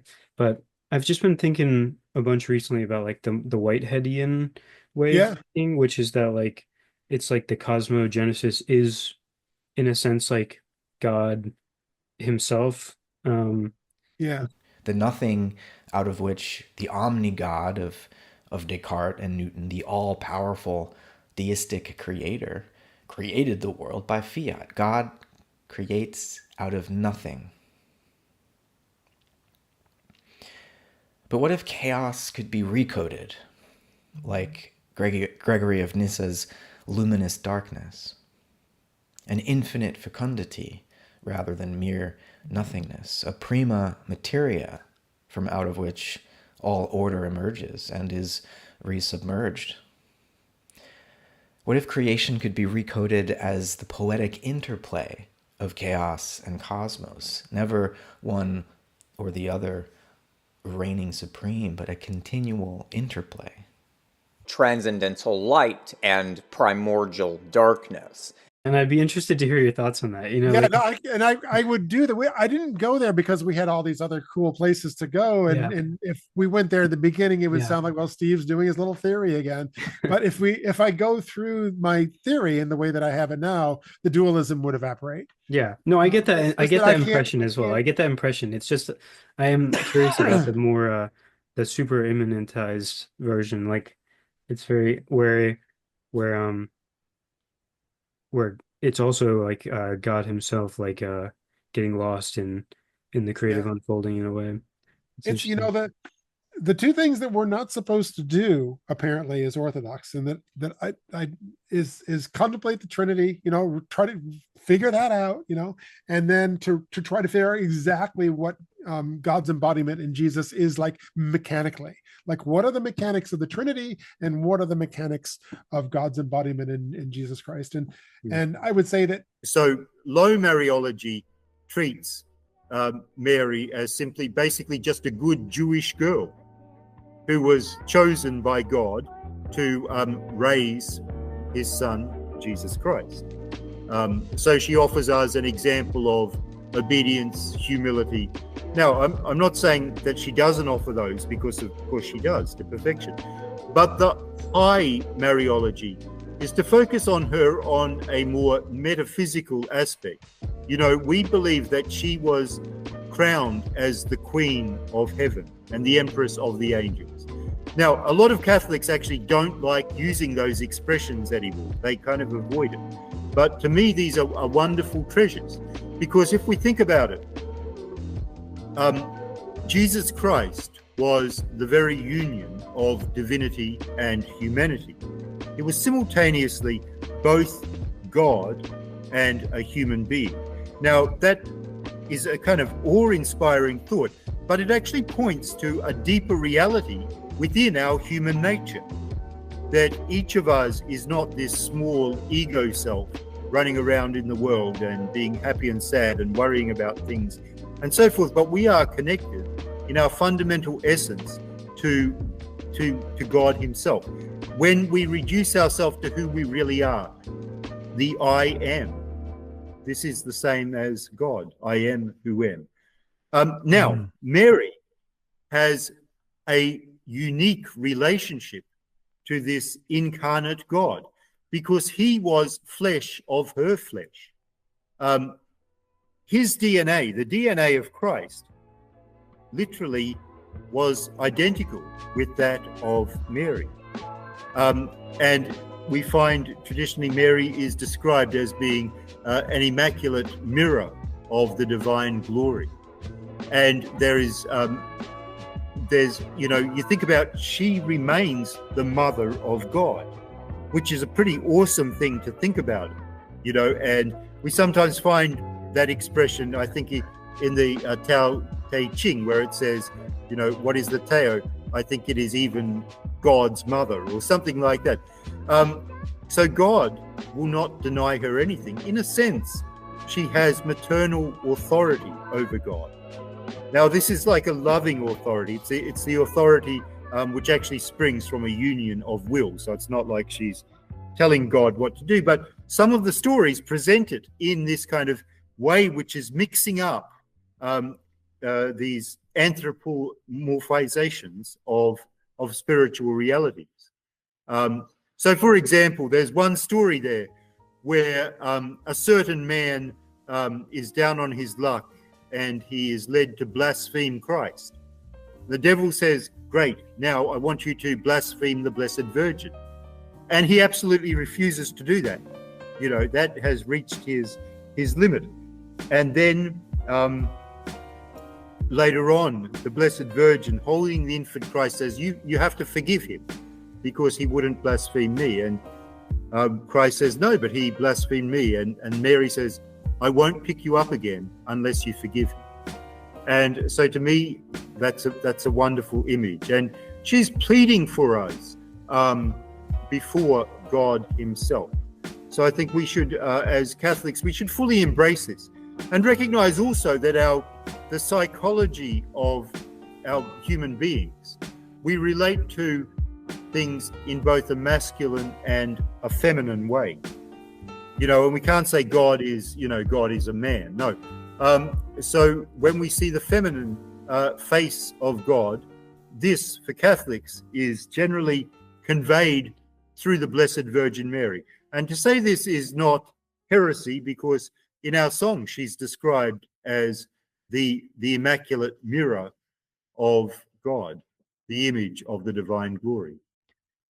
That's extremely interesting. It occurred to me that these stories have a sort of a magical quality, and that there seems to be a common web of ideas emerging with the 20th century sociological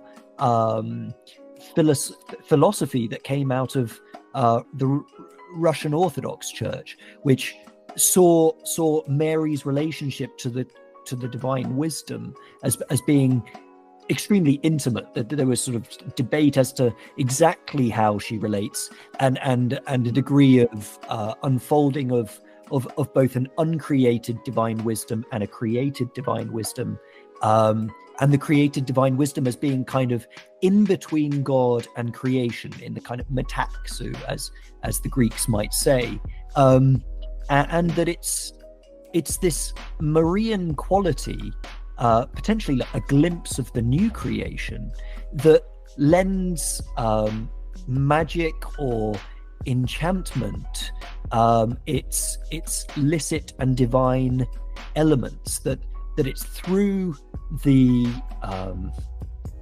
purification of the material world, which is exemplified in Mary, that matter no longer behaves as a dead slave that's to be tortured, as somebody like Francis Bacon might say, to have its secrets revealed, but rather reality begins to behave as a loved woman, as natura, as the school of Chartres might say, and so this relational element between us and the divine wisdom in the world around us comes out in Mary, and that's how I interpret these magical stories. Absolutely, there was literally nothing that she could ask God for or desire which would not be granted to her. And the reason for this was not that she was pushy or aggressive, or even that she necessarily did heroic works of virtue, outstanding things, or outstanding works of fasting and asceticism, but it was this purity. And I think this is something which Catholics value so much. I think a lot of people who are interested in the occult scene, not all of them, of course, but a lot of them also, value this and understand this. The church that Christ planted, it's eclipsed its own Mariology in many ways, and yes, it has. And this occurred actually. I guess it occurred most strongly within the 20th century. And there was at this stage in the 20th century, there was actually a movement to shift the Catholic Church more towards a Protestant approach, to say, well, what does it say about Mary in the Bible? Not all that much, to be fair.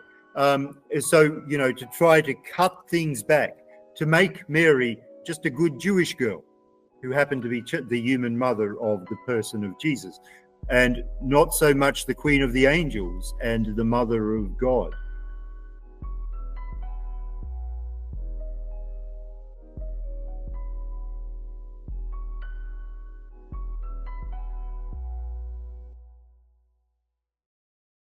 And I would say that one of when you bring that up, it's like, well, unless you go into the mechanics, Jesus Christ for sure looks like a man God. Mm-hmm. Right. And until you go into the mechanics, the Trinity, it's just, mind blown. Like, what is that? It's a hypostatic choice, right?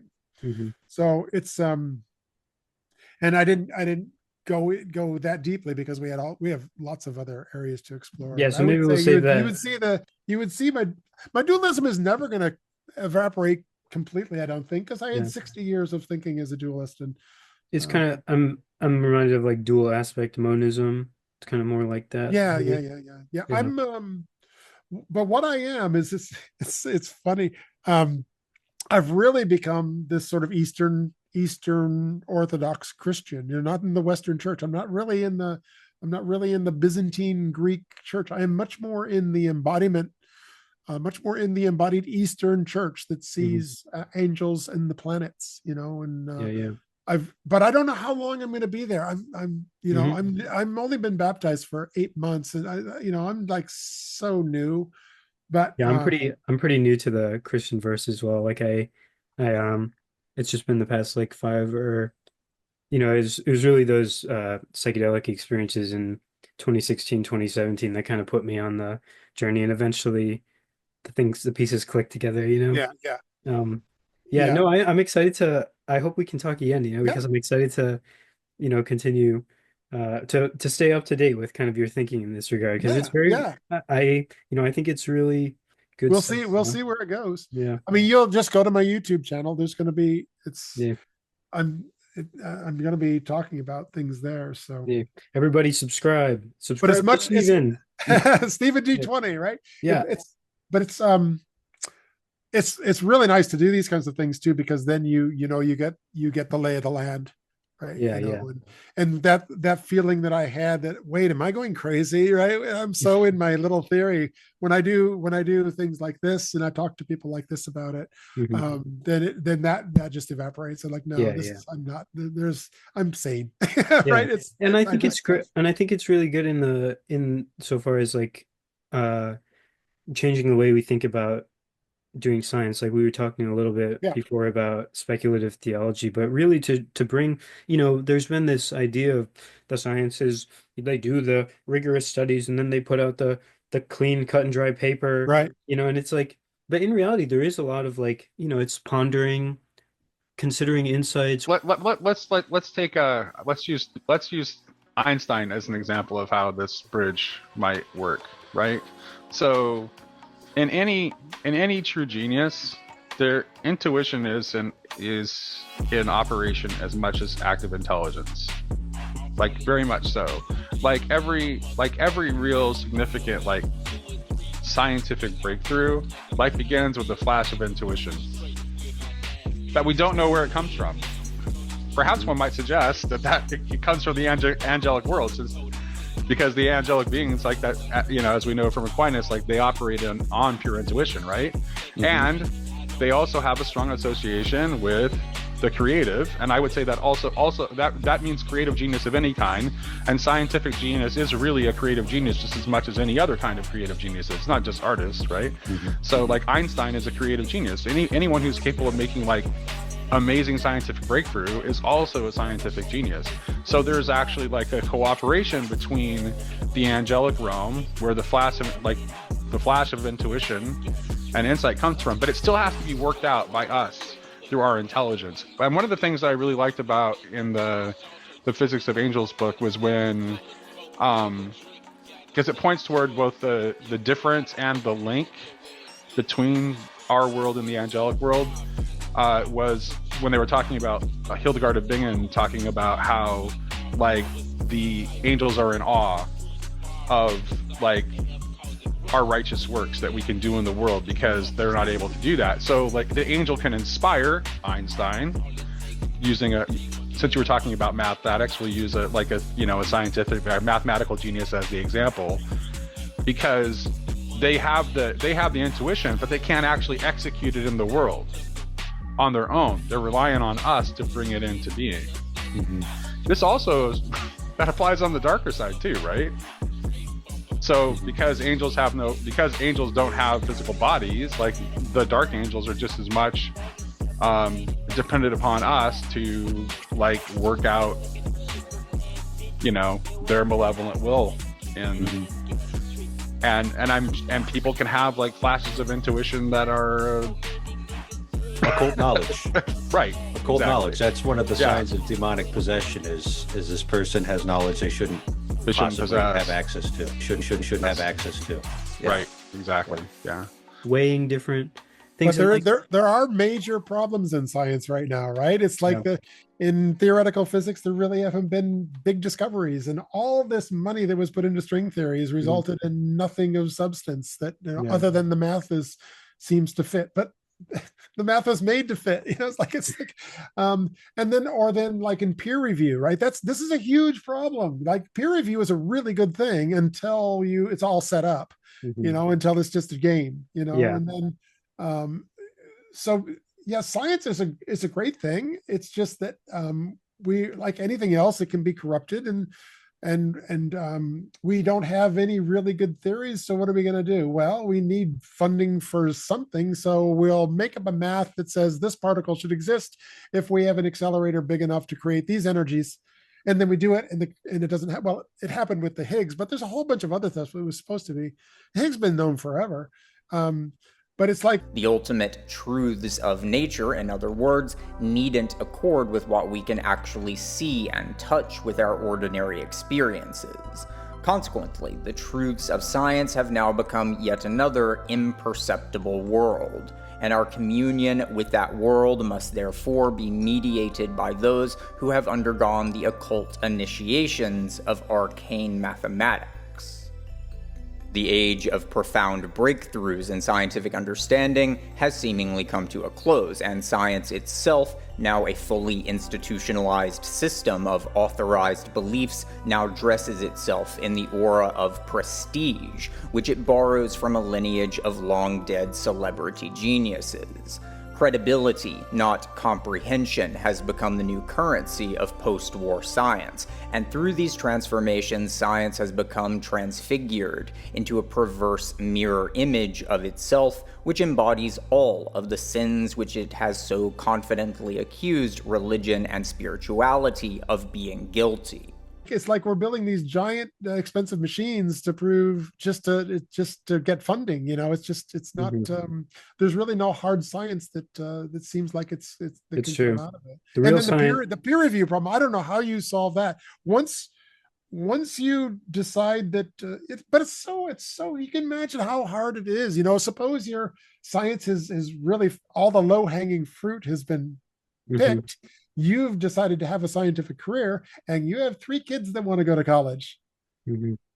Are you going to corrupt the peer review to make the money to get the funding, or are you and that's a big problem that I've had for a long time, is that how do you say no to corruption and by doing so say no to educating the children?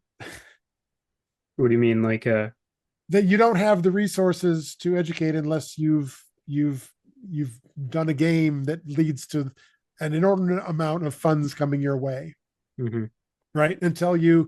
Right. So I have a really hard time with that one.